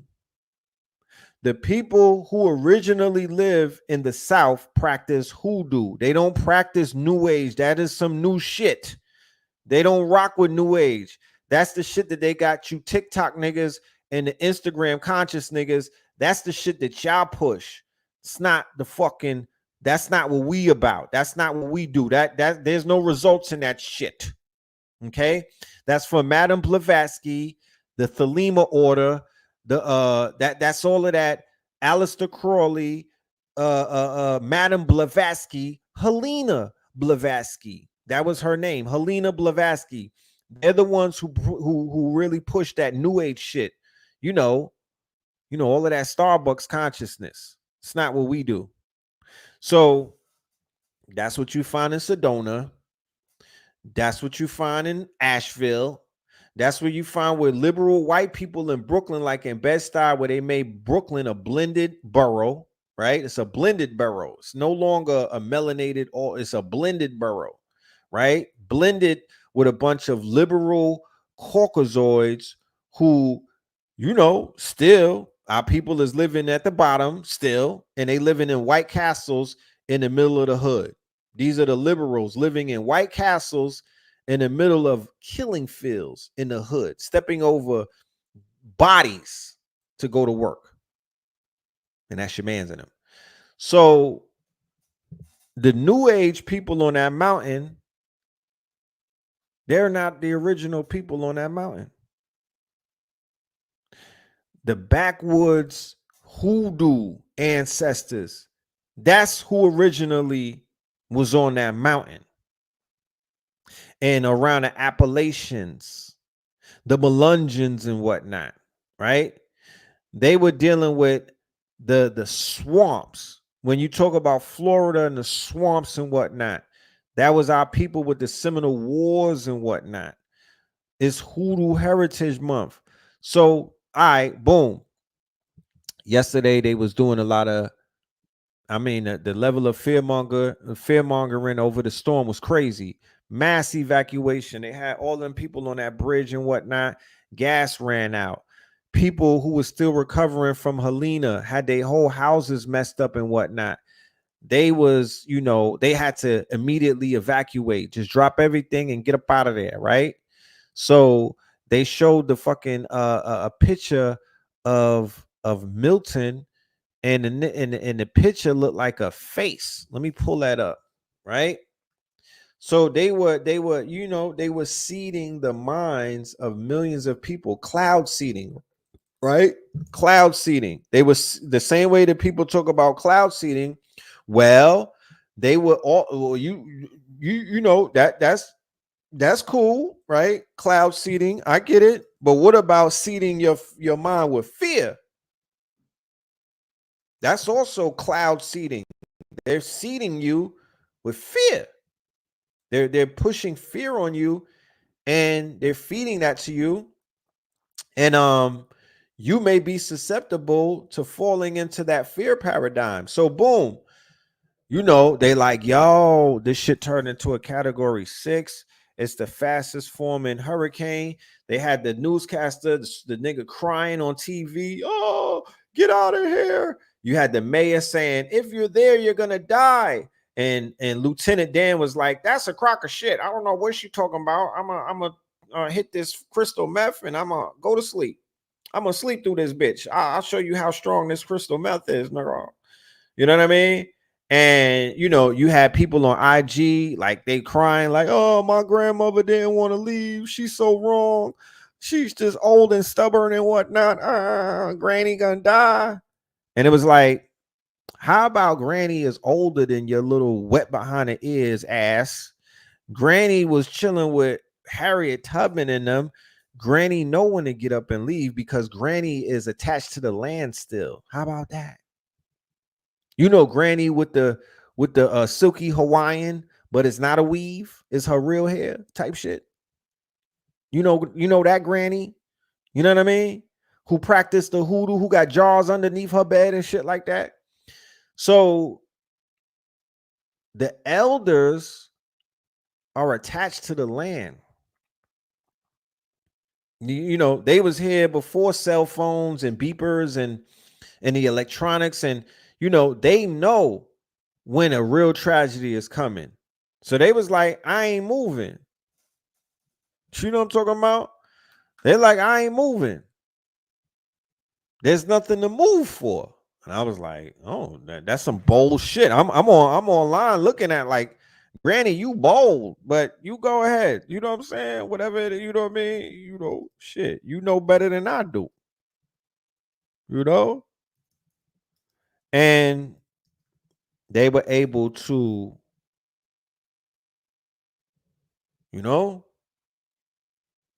they was able to shake that off. They was able to shake that off, and they was able to survive, and they living legends now. They legends. You understand? Chimney Rock. Let's go and visit Chimney Rock. Who lives in Chimney Rock? And I don't like to make this thing about race, but I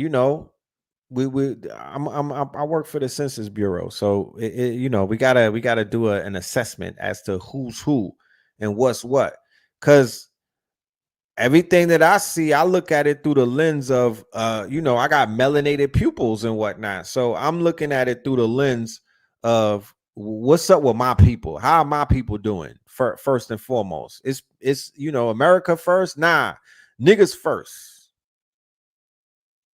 How they doing? What are they going through?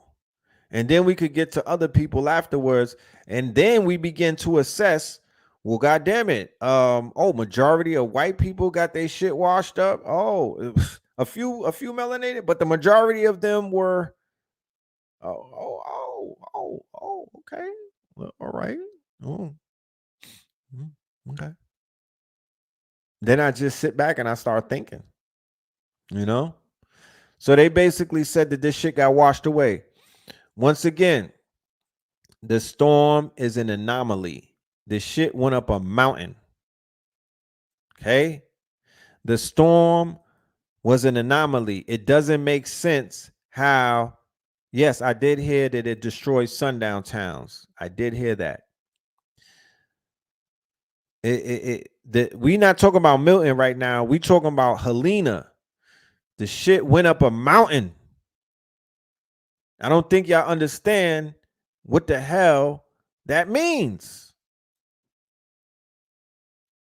Because if it hits the land, especially a goddamn mountain, like it was dumping. I'm talking about it caused so much goddamn rainfall that it triggered mudslides. It came from the top down. It was washing shit away from the top down. That's an anomaly that's never been seen before, bro. And they're not really talking about it too tough. And then everybody is saying, harp this, harp that, harp this, harp that. Well, what about the ancestors though? Before we jump to harp, because once you say it, you can't unsay it. You just gave a group of people some power that it might not be their doing. It might not be their doings and whatnot. My spider sense is not telling me harp. And another thing, because they say that harp manipulates the weather, but the $1,000,000 question is, are they building those machines to stop the hurricanes or to start them up? You got to ask yourself that. Once again, when you do the research on the hurricanes, when you do the research on the storms and whatnot, then you find out that this is how the ancestors reappeared. This was a part of spiritual warfare.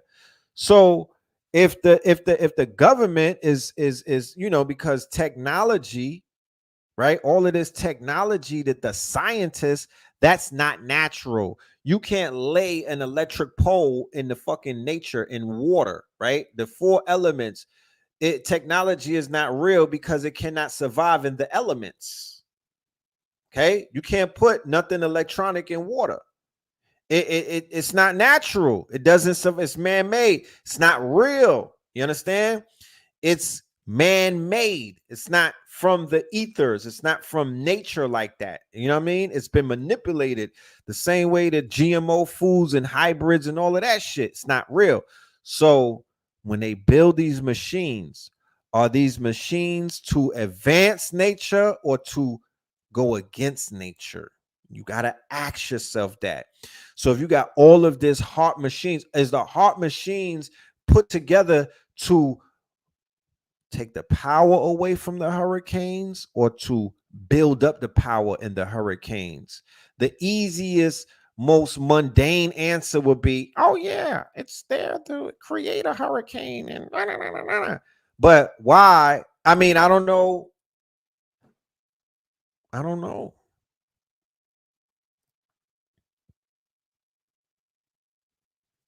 I don't know. I think they turn these machines on to weaken the hurricanes. You understand? I think they turn these machines on to weaken the ancestors, to weaken what Marcus Garvey said, look for me in the whirlwind. They understand what that means. I think that some of that harp shit is to defend the land from the attacks, or the terra firma from the attacks of these natural, quote unquote, phenomenons. I won't call it a disaster. I call it phenomenons. So let me finish reading this shit. Was it hoodoo or harp that dismantled the Big Bag Milton? Yeah. So once again, like I said, the symbol of Milton was that big ass face and whatnot, where the eye it looked evil, right? It was looking evil and whatnot. So people was like, yeah, it's over. Like, Tampa is done. Like, look at that shit. It formed a face. It formed a face and whatnot. And something miraculous happened though. With all of this hoopla going on, and mad people was buying into it. False evidence appearing real.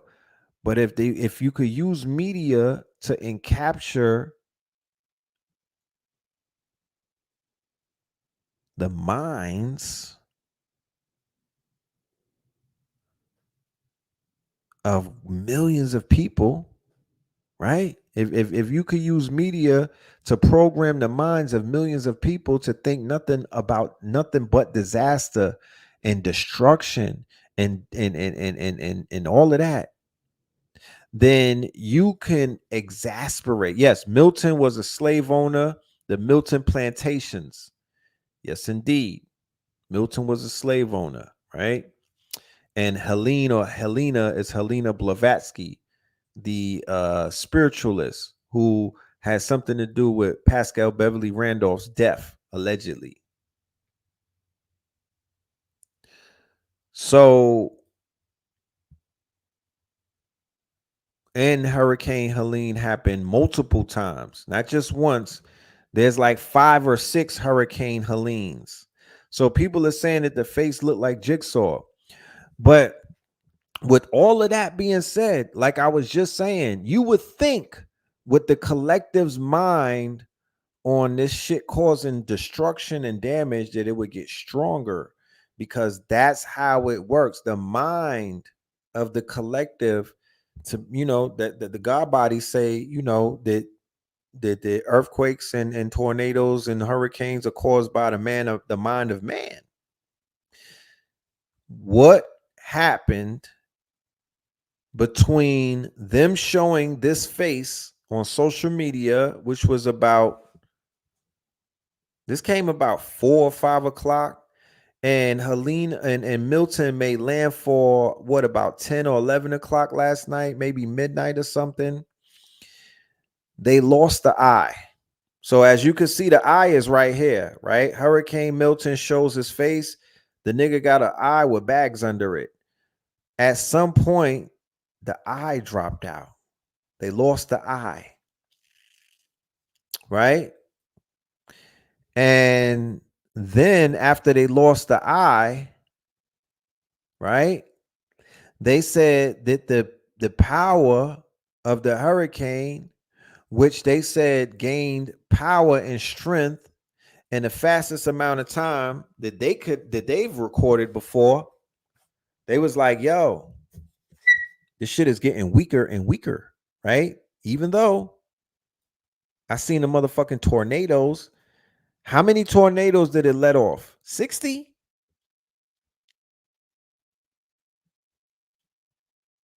How many tornadoes popped out of that bitch? I think about 60. Okay.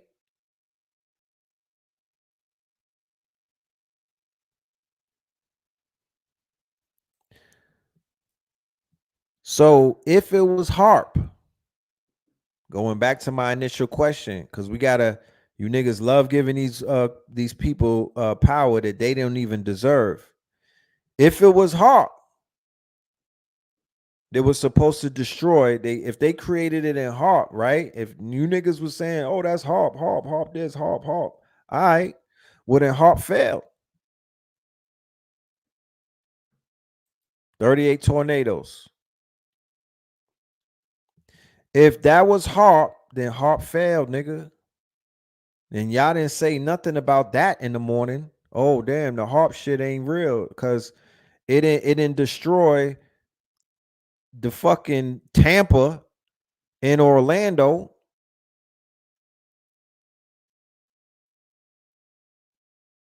And Jacksonville, like they kept saying that it was gonna do.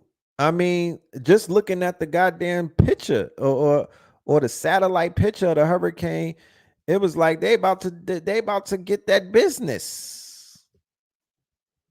Somebody said the eye went to Cracker Barrel. Tornadoes popping out the layer like gremlins. You know? So what made this was a miracle. This was a miracle that science cannot explain what the fuck happened in the last few hours that made that shit do what it do. So what happened? I'm wondering what happened. Cause yeah, Helene was bodying shit. Milton, he was popping out like he wanted that smoke, and then he probably got scared at the end. You know what I mean? He chickened out like Trey and Boys in the Hood. Let me out the car. Let me out the car. This nigga almost got, you know what I mean? He's supposed to spin the block. Let me out the car.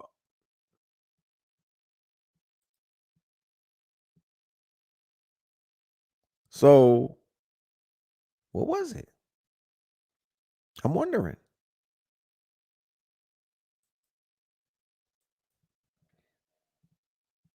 You know?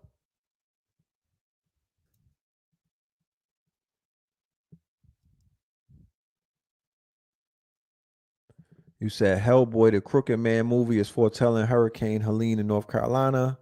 Okay, I got to check that out. The hurricane was drunk. It was on that Don Julio. You know? It was on that Don Julio. Did DeSantis jump in? Did they drop DeSantis into the middle of the hurricane? I think him and Eric Trump, they fought the hurricane, and they tied it down. I think that's what happened. I think they jumped out of a G5, and Elon Musk was driving he was riding the plane, and Eric Trump and Ronald DeSantis, they went and wrestled the fucking hurricane and tamed it. I think that's what happened. You know what I mean? Because I mean, that sounds just as credible as you niggas are saying all of that harp shit. You might as well give these people all of the powers. You might as well forfeit your powers and throw it over to them. God damn it. The Sahara was flooded. Look, nigga, was that harp too? The Sahara is flooded. Okay. What I did see is there was an article. Oh, now this shit want to act slow. There was an article, right? I'm gonna go to that in a minute, but let's see the Sahara flooded. This shit is, I never seen no shit like this before. The Sahara flooded. That's how much rain fucking fell in New York. I mean, in America, it was enough that the Sahara flooded, nigga. So what's that about? Look at that.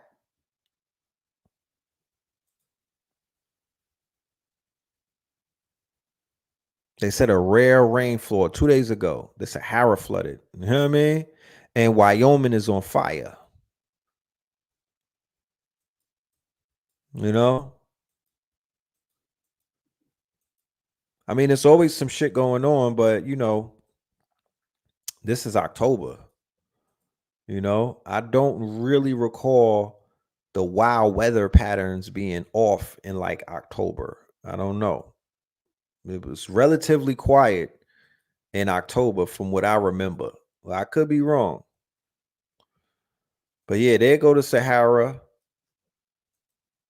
Flooding. This is a desert. Like they had either a 6-year drought or they were not getting no type of fucking moisture.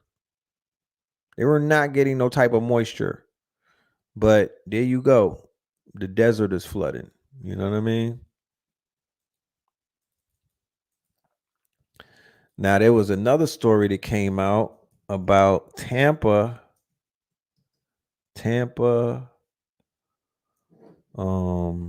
Indian grave site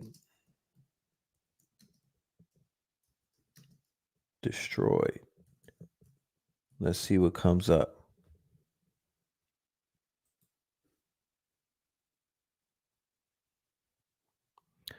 Okay, so they dug up some Indian burial mounds in August.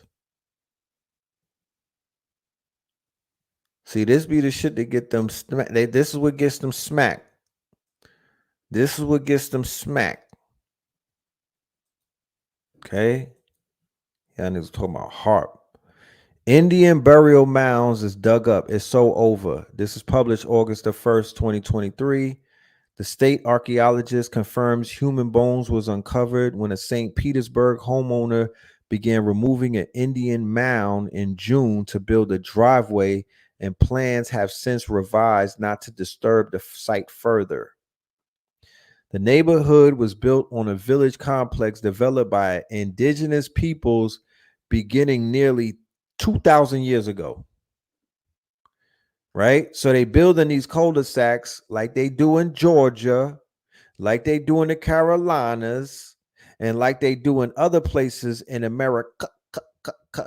They building these goddamn cookie cutter cul-de-sacs on top of what?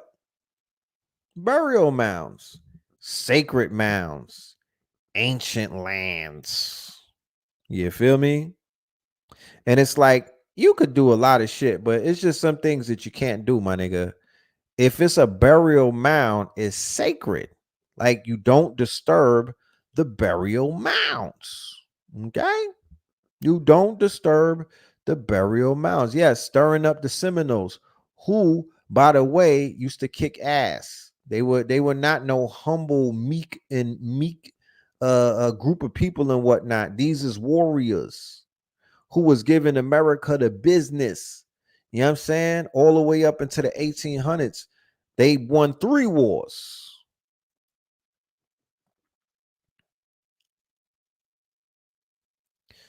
So the Indian mound stretches across the front yards of 4 homes. Karen lives in one of those homes and says she would never consider altering her Indian mound. We would never touch it.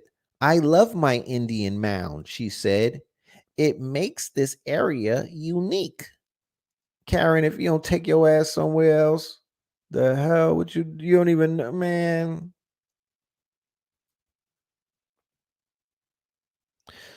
Saran says she's happy her neighbor has reversed course and the human remains will stay in the mound. I think that's where it belongs, she said. I think it was left here for 2,000 years or 1,000 years or however long, and I think that's its resting place. These dumbass Americans, bro. You know what I mean? You can't win for losing. So this is the fucking mound. They're building. I mean, it's just, you know. And I'm not saying that them fucking with these mounds is one of the reasons why a goddamn hurricane came about. But you know, you disrupting sacred ancient burial mounds. And you don't know what the fuck you are disrupting. You don't know what type of energy you disrupting. You have no idea because you just got here. You're not tied into the land like that. You don't have no griots around you. You don't have no ancestral readings and whatnot. You don't have no babalaos. You don't have people who could basically, tell you what's going on.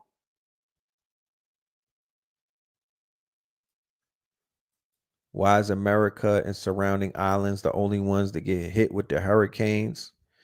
Yeah, you got to ask that question. A lot of people would say that it has something to do with the routes that the slaves came through. You know what I mean? And that's the spirit of the ancestors on the ocean. You know what I'm saying? When you do the research as to how do the ancestors, right? How do indigenous tribes, how do natives, what are their interpretation of what they misnomered a hurricane and what do they call it? And what does their folklore tell them about these storms and whatnot? When you get into shit like that versus reading a fucking science book ain't gonna tell you nothing but some shit that these people made up recently. When you do that and you start reaching, you start doing the research. All right, what did this tribe say? What did the Seminoles say about these storms? Oh shit. Okay. Oh, that's interesting. They said that. Oh man. What did the Hopi prophecy say? Oh man. Oh wow.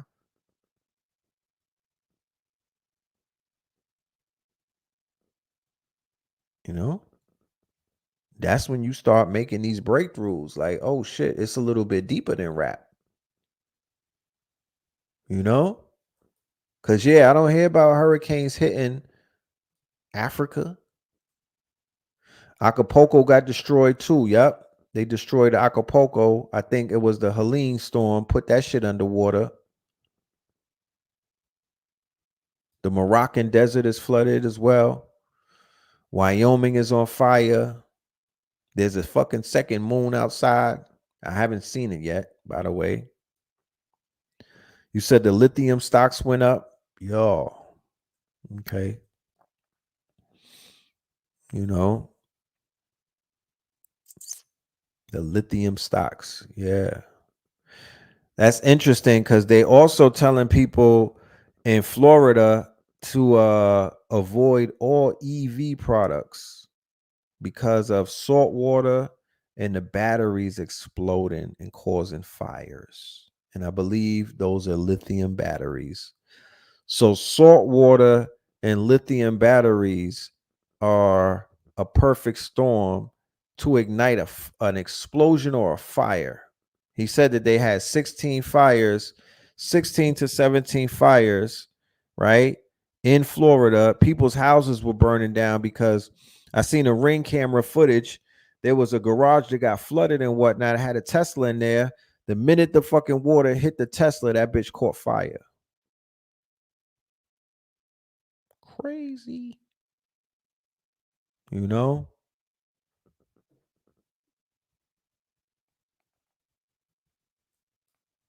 If you read if you read creation stories, you'll learn the knowledge of each tribe. Facts. Facts. You know? So Asia get typhoons, and who gets the monsoons? Africa gets the monsoons. You know? So I guess they just spreading it around and whatnot. But my $1 million question is this, and nobody wants to, you know, and people might overlook the fact Milton formed in the Gulf, right? In that pocket. What the fuck is in that pocket?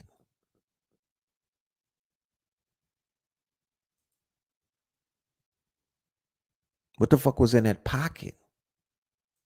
When it was a category 5, or when it was damn near pushing to be like a 6. What the fuck is in that pocket? You know? Elon has the most effective electric vehicle on the market. Why these fools keep buying it? Yes, they said the Cybertruck is trash. There's an insurance company that dropped the Cybertruck because it's so many goddamn issues with it. If you don't want your Cybertruck, though, hit me up. Hit me up. I'll take that off your hands and whatnot. We just keep the salt water away from it. But yeah, they said the Cybertruck is trash. It got mad defects. I guess because it was like the first edition and whatnot. But yeah, it got mad bugs in it. Shit is not 100. You feel me? It's not 100.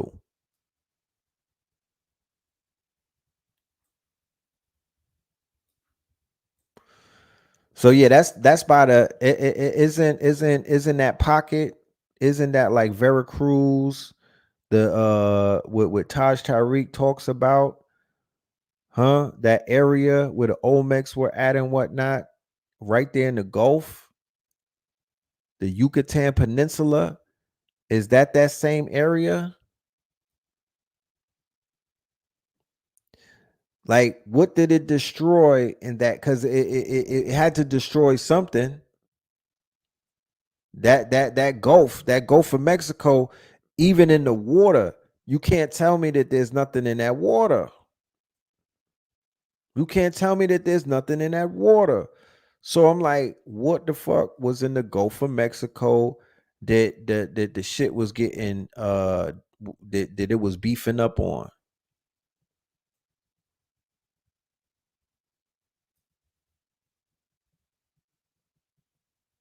You know? You said sharks. Do they got like underwater pyramids over there? You feel me? It's something over there. It's a lot of oil rigs out there. You feel me? Pulling from the ocean. And another thing is this. And I'm in my late night hypothetical bag right now.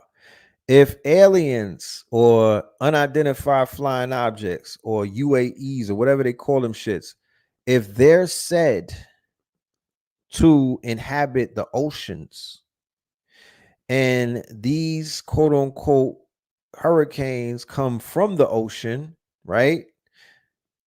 Could they have something to do with that? Warmer water fuels the hurricanes. Yeah, it does. It does. It does. You know, I haven't been swimming off the coast of Africa. I'm just wondering how warm is that ocean? You know what I'm saying? But think about it. No, they that's what I'm saying. They said that the UFOs and whatnot is in the water, right? Yeah, Fukushima and whatnot off the Pacific. They said the unidentified submerged objects and the other ones are is that you know, because is the tornado, is that could be a weapon of these quote unquote, they might be in the motherfucking storm. You know what I'm saying? They might be in the storm. They had a picture of a great whale, of a black whale over Florida. I mean, think about, I don't know. I'm just speculating at this point. Because what I do know is the shit that they be telling us is not real. It don't make sense because it got too many holes in it. You know?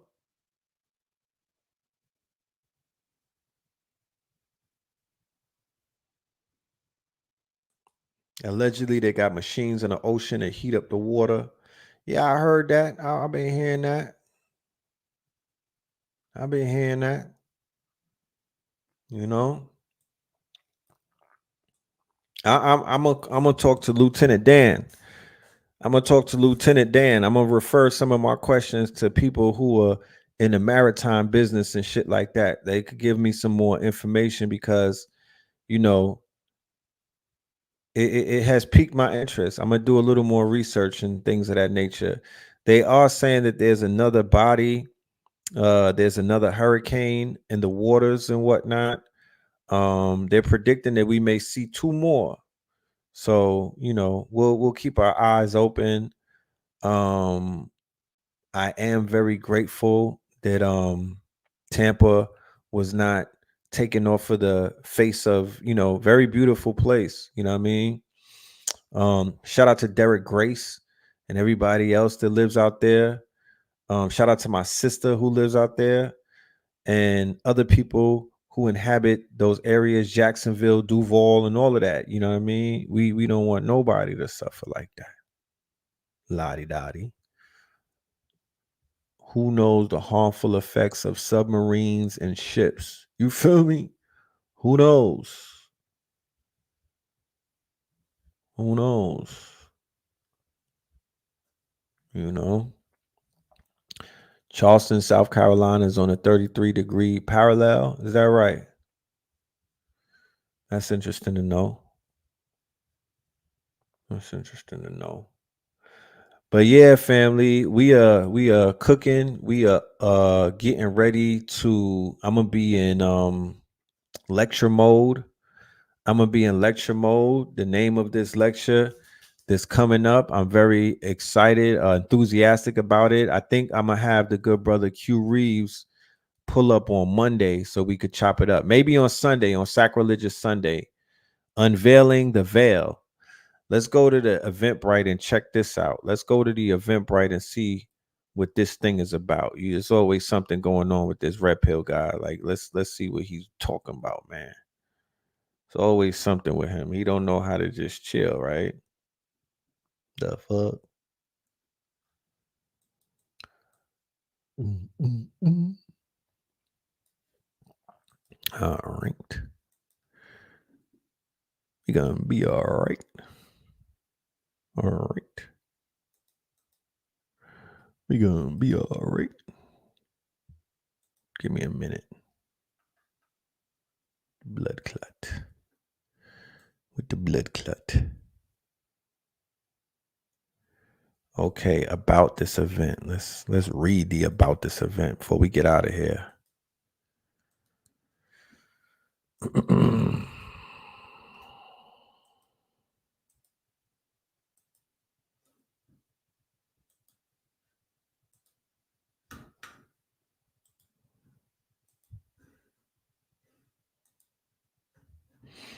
Okay. So, Unveiling the Veil, a masterclass on spiritual expansion, an immersive and interactive event focused on guiding participants through a journey of heightened spiritual awareness, offering tools to connect with higher dimensions and facilitating the removal of subconscious blocks. Number one, Introduction to Spiritual Expansion, the veil concept. Discussion on the metaphorical and metaphysical veil that separates us from higher consciousness. This would include the history and significance of veils and spiritual traditions, understanding spiritual expansion, explanation of how one can expand their spiritual awareness by removing these layers of mental, emotional, and energetic barriers, the role of higher self, insight into the concept of connecting with the higher self and unlocking deeper layers of the subconscious. Number two, guided meditation and visualization, veil removal process.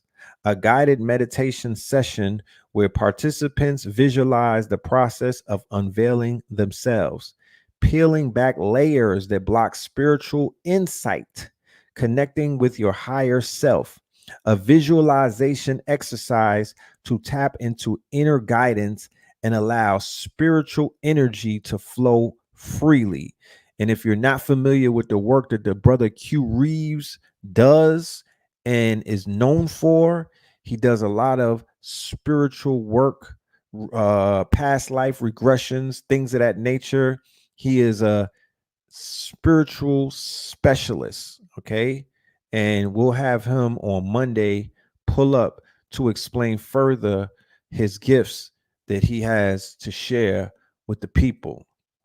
Number three, techniques for spiritual expansion, energy clearing practices, teaching techniques such as breath work, chakra alignment, and aura cleansing to clear energetic blockages and open up spiritual channels, subconscious reprogramming, exercises designed to help participants reprogram their subconscious mind to embrace spiritual growth and release limiting beliefs, tools for daily expansion, introduction to using metaphysical tools such as crystals, tarot, oracle cards, and affirmations for consistent spiritual expansion.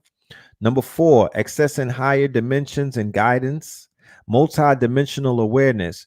Teach participants how to access and interpret messages from higher dimensions, spiritual guides, or angels. The art of channeling, an introduction to basic channeling techniques to communicate with higher beings or this universal consciousness. Sacred space creation, how to create a sacred space for spiritual practices, making their home a sanctuary for spiritual work. Number five, personal and collective ascension, individual spiritual path, how to stay true to one's unique spiritual journey while expanding personal awareness, the power of collective energy, emphasizing the role of collective consciousness in spiritual expansion and how participants could contribute to raising the vibrational frequency of their community or group. Q&A and interactive sharing, a space for participants to ask questions and share their personal experiences, allowing for deeper reflection and support within the group. Closing ceremony, a collective energy circle virtually where participants focus on integrating the knowledge gained, grounding their energy, and setting intentions for continued spiritual growth. This event would offer both practical tools and metaphysical teachings, guiding participants towards a deeper connection with their spiritual essence. It will be 2 to 3 hour event, depending on how in depth each section goes, right?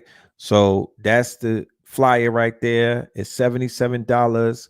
Me and a good brother towards the end of the month, Saturday. It's going to be on a Saturday at 8 p.m. More than likely, it will go into the midnight hour. And yeah, me and a good brother we're gonna cook. You know what I'm saying? You click the link, but it didn't give you a way to purchase. That's strange. Let me put the link right here in the queue. Boom, I just dropped it.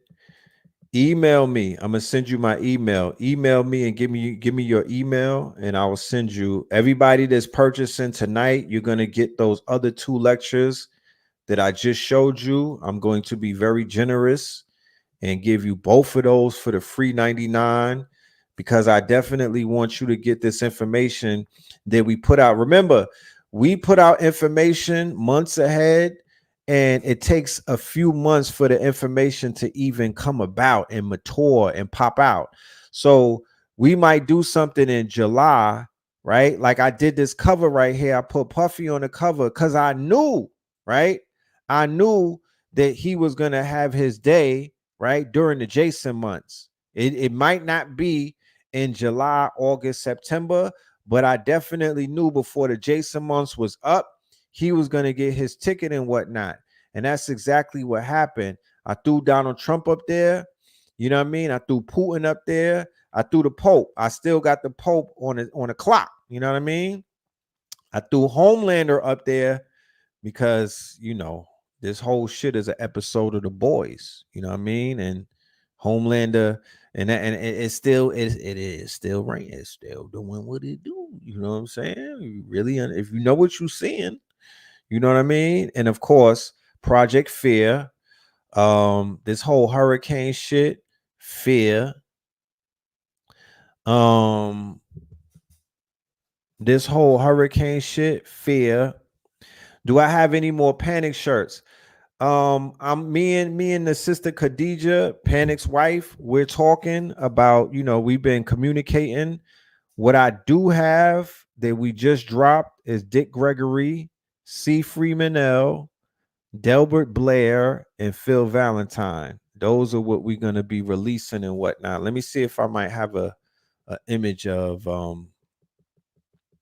the shirts to show you and whatnot. But yeah, we cooking. We got some new shit, and it's crazy. It's crazy. These new designs go stupid.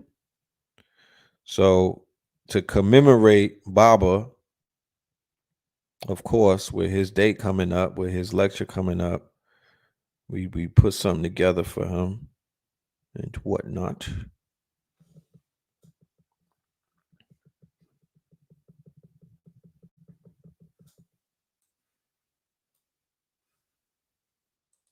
Let me see if I can pull that up. But yeah, the Project Fear. So, you know, they've been playing this fear thing. They're going to be playing this fear thing up until the day of this and then after that, because keep in mind, if Kamala wins, they're going to push the fear button on the Trumpers acting up. They're going to have everybody scared that the Trumpers are going to act up and whatnot, and they're going to go crazy and they're going to be purged. You know what I mean? They're just going to push fear heavy. I already know. I promise you, I just know how this shit works. You know what I mean? I've been studying these people long enough to know how they play and whatnot. So they're going to continue. The fear is going to come. So imagine if Kamala or Kamala, I don't, you know what I'm saying? She got different pronunciations. Kamala. You need the Noble Drew Ali shirt. All right. So there's those are the ancestors, and that's the ancestors. These are the master teachers. And when it comes to Noble Drew Ali and Elijah and whatnot, those are coming. Those are the ancestors. Yes, Diddy is a story of fear. All of that is fear. Baby oil, fear. The Cassie tape when it dropped, fear. Him and Justin Bieber, fear. It's all fear-based. So they seeded the population with the fear shit, and they just been feeding them fear after fear after fear. They tried to kill Donald Trump, allegedly. That shit was bad theater and whatnot. You feel me? Allegedly. But it's still fear-based because Lico, it's my guy right here. This is the designer who's been working with me. This brother's a genius, right? You said he was giving Bieber back shots on that tape. God damn, yeah. Y'all.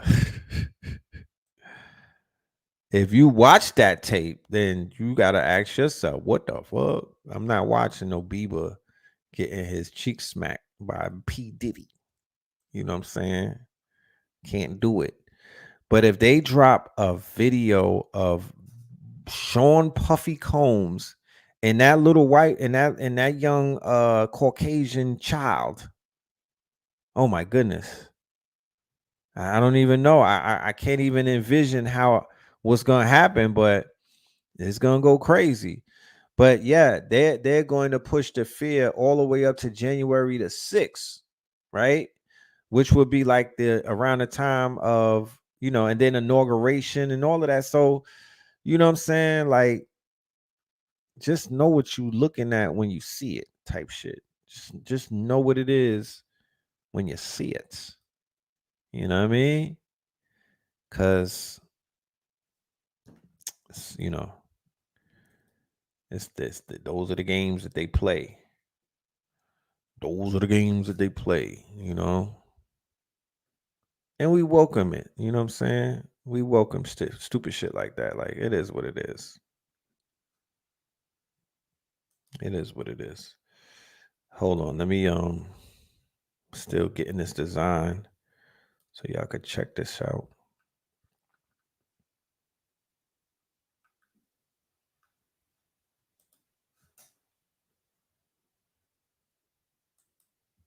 But if there are any questions that are in the jump off, do yourself a favor and ask, and we'll answer some questions before we get out of here. It's wild late and whatnot. I can't promise you, but I'm trying my best to connect with the family for sacrilegious Sundays and Saturday Night Live. I want to pop out and do something. So just look out for that. You know what I'm saying? Just look out for that, because inshallah we'll be able to do something, around that. You know what I mean? We'll be able to pop out on Saturday and also on Sunday. And like I said, I'm looking to have the brother Q Reeves pop up so we could talk to y'all, you know what I'm saying? Give y'all more information as to what it is that we're gonna be doing and whatnot. And why you need to be there. Because people might hear what we doing and be like, what that gotta do with me? Say less, you know what I'm saying? I'm gonna show you. We're gonna explain to you why this is very important. Because at the end of the day, this journey that we're all on is about, this it should be about your spiritual development. If you're paying attention to what's going on around the world, I mean, we ignore a lot of things, but it's hard to ignore what the universe is trying to explain and show you. Look, just in case, look at Puffy, right? But not just P. Diddy. Look at all of the people that are fallen, even in this community that they call the conscious community. What is the overlying, what's the commonalities that you see, right? What's the commonalities that you see? It's about men not being in control of their lower self. It's about men being conquered by their lower self, man. That's what it's showing you in all of these stories. You know what I mean? From the R. Kellys, the Me Too shit, all of these you got up and coming teachers that's doing time. You got old former teachers that fell off and doing time, like, and they all are being persecuted, right, for not being able to control their urges and their lower self, right? Just think about that. You know what I mean? Just think about that. So ultimately, there's a lesson in this whole thing that's showing people, bro, if you don't want to wind up, in a certain situation, because you can see how other people are going through their shit, you might want to, you know what I mean? You might want to, you just might want to learn from others. You might want to learn from the mistakes that others make, so you never have to worry about ever repeating those mistakes, type shit, And that's the good thing about life. They'll give you other people's mess ups and be like, you sure you want to, you know what I mean? Like, you sure you want to you sure you want to do this? You positive? Okay, boom. And if that's something that you want to do, then they let you rock out, you know? They let you rock out. But, shit, let's learn from the mistakes of others instead of, because I don't think everybody taking all the time to make jokes about baby oil and all of this. Like, they're not even learning from the mistakes. There's so many people in denial and they're deflecting about what P. Diddy did, where they won't even admit that they was at one of the parties and whatnot. It's like, you're not even gonna receive the shit that you need to receive because you too busy wallowing in the downfall of a person that you literally, you didn't know this nigga, but chances are you wanted to. Because I see a lot of Diddy groupies, they the main ones making fun of him right now. That's how it always works. It be the groupie niggas that be the main one. And all that is deflection. That's all you seeing is corny nigga deflection. Niggas is really deflecting because they would have been Meek Mill if the opportunity presented themselves. They would have probably been Meek Mills getting his shit clapped. You know what I mean? If the opportunity presented themselves, because that's how fanned out black men in particular were for niggas like P. Diddy. And they still be on fanboy shit with other niggas.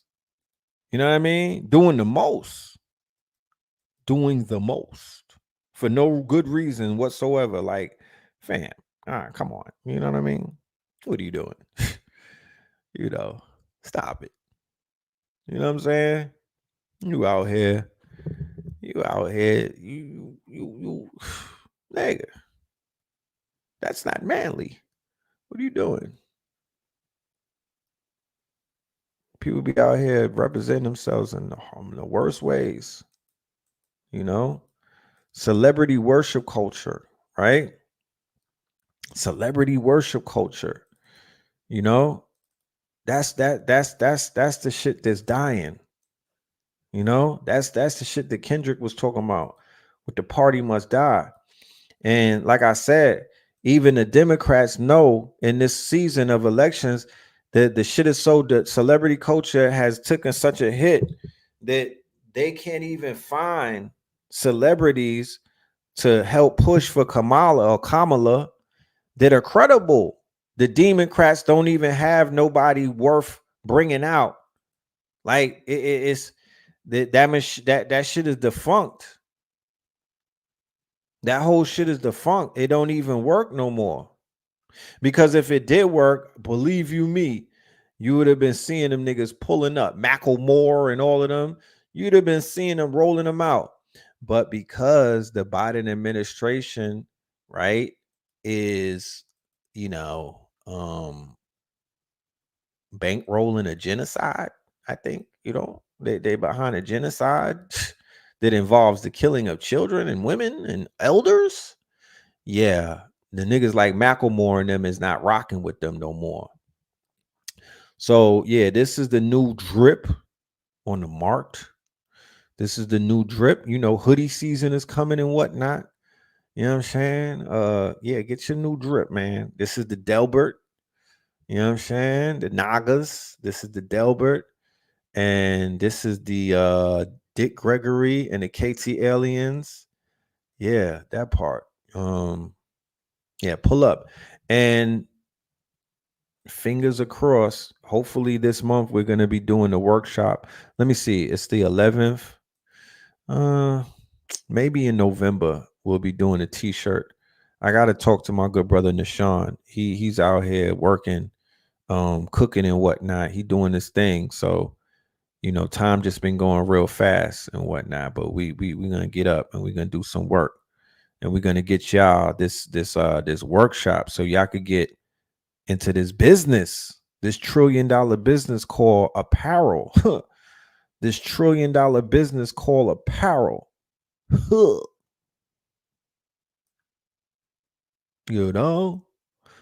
Let me see that story. I didn't see that. 68 Peckerwood's charged with trying to start a race war. Let me guess. They're from North Carolina. Yo, where PD Pablo at? North Carolina. Come on and raised up. Somebody said New York hip hop is gay as fuck. Please elaborate on that. Let me. What artist you talking about?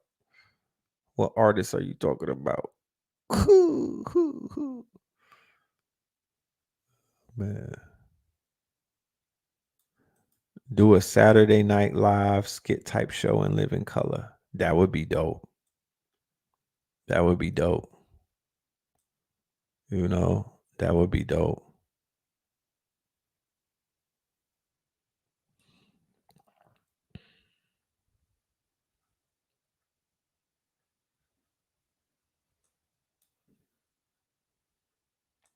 Oh, cute man. Q-tip is super moist. I ain't even gonna hold you.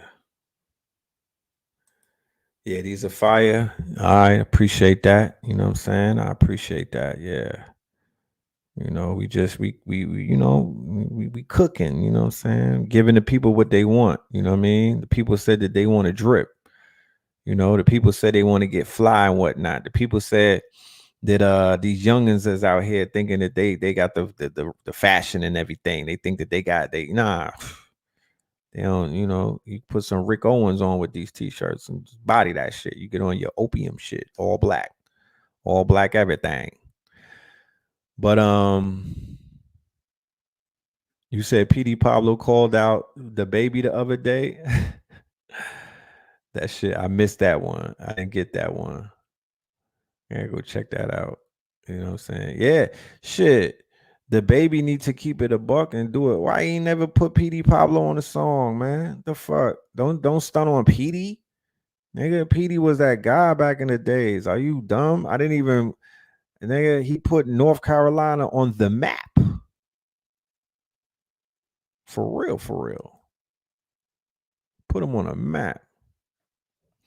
Oh, you want to see the C Freeman L1? Okay, give me 1 minute and then we out of here real quick. Let me pull that one up. Shout out to everybody getting a ticket. I see y'all not waiting. Y'all not playing. Okay, that's what's up. Y'all intentional. Okay, where's the C Freeman? Oh, give me 1 second. The C Freeman is fire too. I'm not gonna hold you.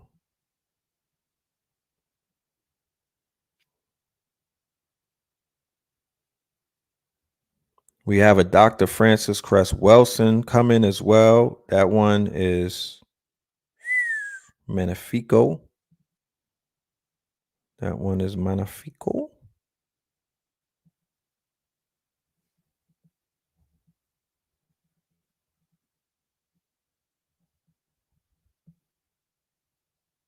And that one also is going to have a component on it that will be very it's going to be cutting edge. We technology is our friend. Technology is our friend. So we're going to put some tech with it. I have been inspired by Nipsey and what he's doing over there. What he was doing with the what's that called? Marathon.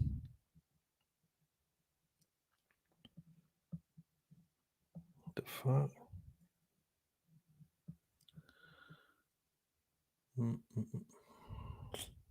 That's airdrop. Huh? Shit won't act stupid.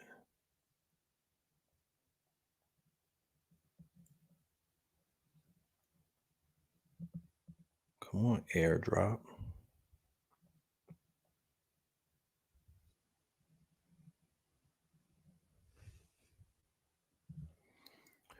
North Carolina.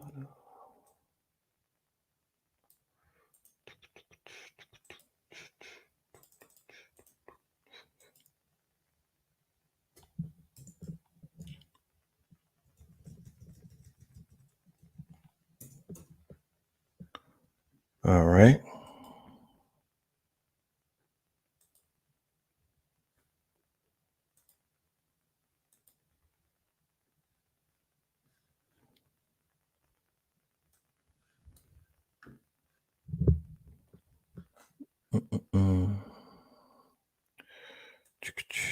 C. Freeman.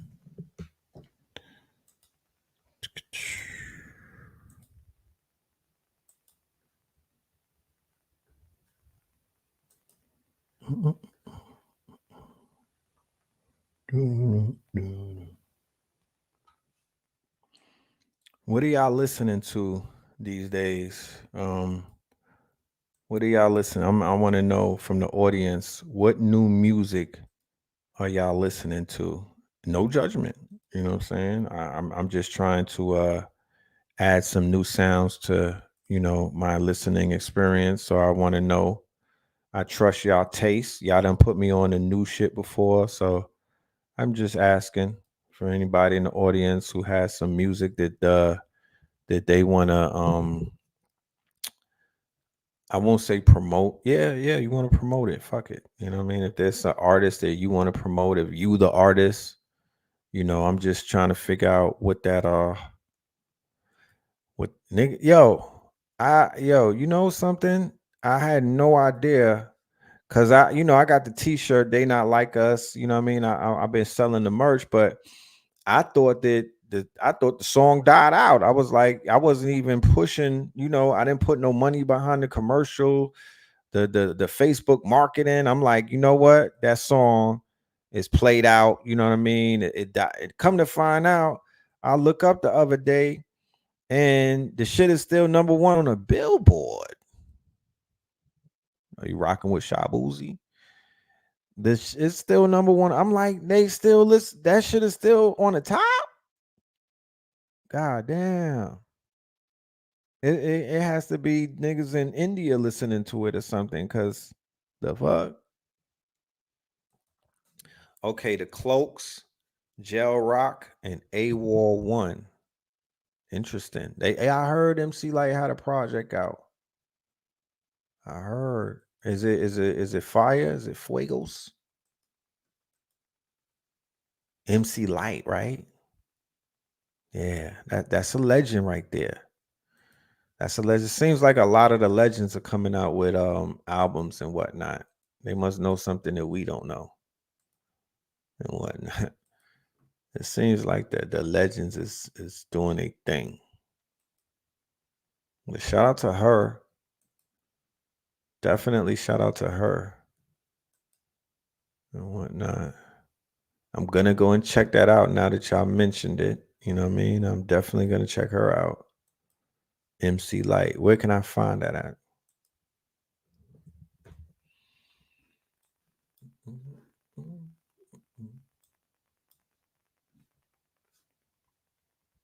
I cram to understand.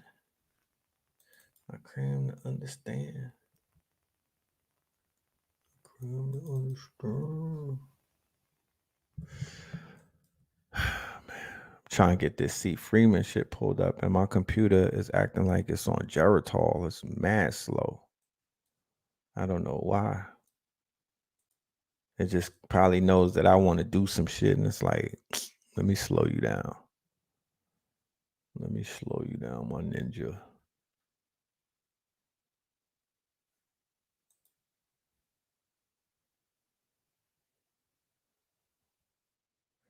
But yeah, once again, for the people that just coming in here on Saturday, oh, J. Cole's new song. And I heard that. What's my email? Let me give you my email. J. Cole's new song is fire. Salute to that young man. J. Cole's new song is fire. It's on point. It's poignant. It's revealing, you know. And the timing on that shit was right. He timed it right. He still has a redemption arc. It's gonna be hard to make fun of him in lieu of what it is that he did by backing out and whatnot. You know, we said that, like I said, we told niggas from the day that they decided they didn't want to clown him, like, that's not gonna go anywhere. Like, you're not gonna get no points for that. You know what I'm saying? He did some shit from his heart. You know what I mean? Blue Pill, I remember we was doing a lecture and Blue bodied that shit because Blue literally said exactly what he was gonna do. In the lecture, we have receipts. We have people in the audience. And I got the text during the lecture. They like, yo, J. Cole just bowed out. He just apologized. But this was it the eclipse? What was it? What was it that was about to go down? Whatever it was about to go down had everything to do with compassion and everything that J. Cole did. That's what the celestial signature was calling for. And he went on the world stage and he went and did that. So theoretically, you know what I mean? Theoretically, he's the benefactor of that situation because he was his time, he was on time, and then he did what needed to be done. So voila, magic, you know what I mean? He reaps the rewards of that. He shall reap the rewards of that. And you know, real hardcore J. Cole fans, they're gonna rock with him regardless. Like nothing is gonna, you know what I mean? Niggas is gonna ride with him. Pause. And they're gonna hold it down. You know, they're gonna hold it down.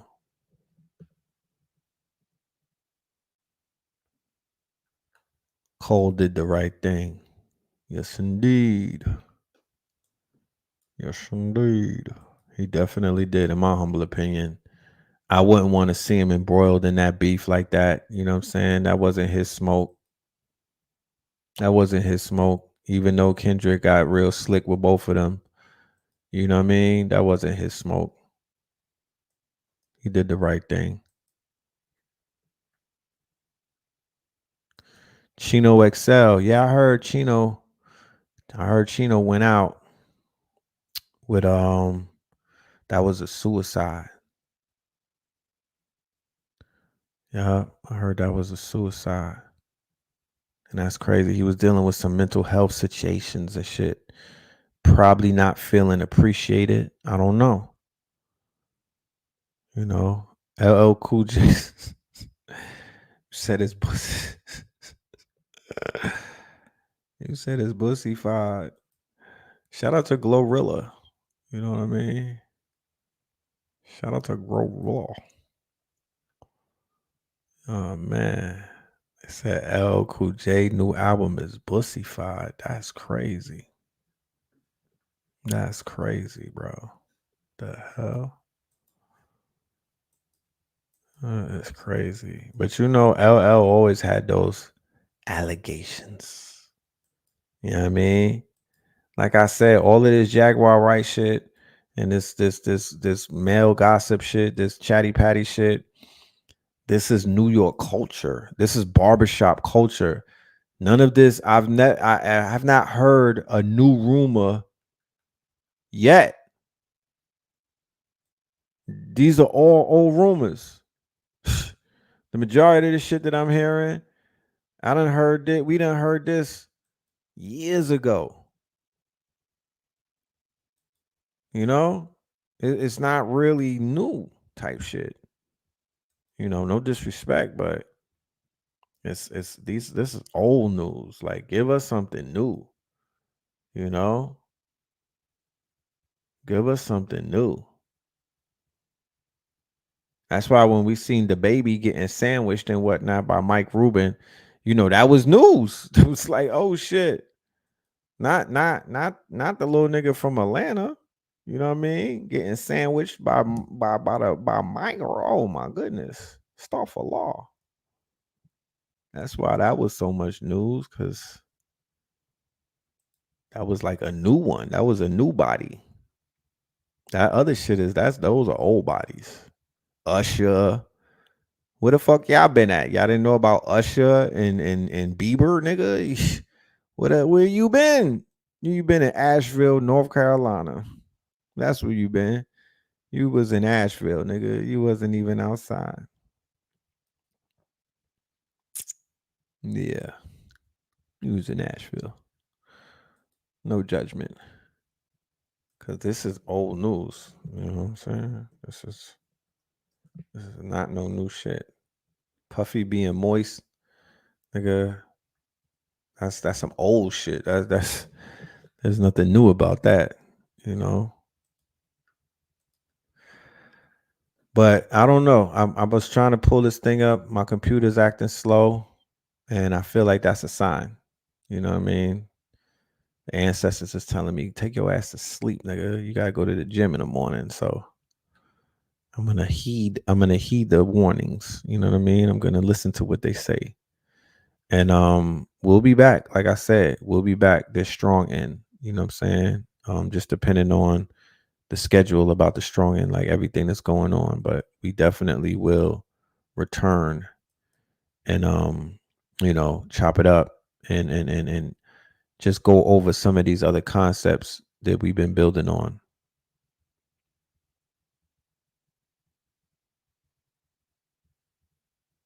You know. So, with that being said, love and light to the family. Y'all stay dangerous. You dig? And we're going to end this off with the Red and Blue Facts Remix. You heard? Peace, love, and light. 1. Red and blue, purple light. Friends. Red and blue, purple light. Friends. Facts. Red and blue, purple light. Friends. Red and blue, purple light. Friends. Facts. You can get to know the ledger. Sacrilegious Sunday to melanin Monday. You can get to know the ledger. My love, just open your third eye on Thursday. Lord, the food, the art, the clothes, the Vatican's getting exposed fast. We put the show on the road. You better stay on your toes. I was till the land, focused on the ego. Then I opened my heart, let go of the ego. Grand after grand, we stacking up these C notes. Facts, facts, yeah, we gon' put this shit on our backs. Facts, facts, we in your city, pull up where we at. Facts, facts, peace, love and light. Peace, love to the family. Peace, love and light. To the family. Peace, love and light. To the family. These days and time, black man, is going to be the time that you have been waiting for. You came here for a reason. Whatever pressure, whatever adversity, whatever the fuck you feel, feel. I don't know what you feel. But whatever you may be feeling is going to push you, and it's going to provoke you, and it's either going to make you or break you. Similar to how pressure busts pipes or the shit makes diamonds.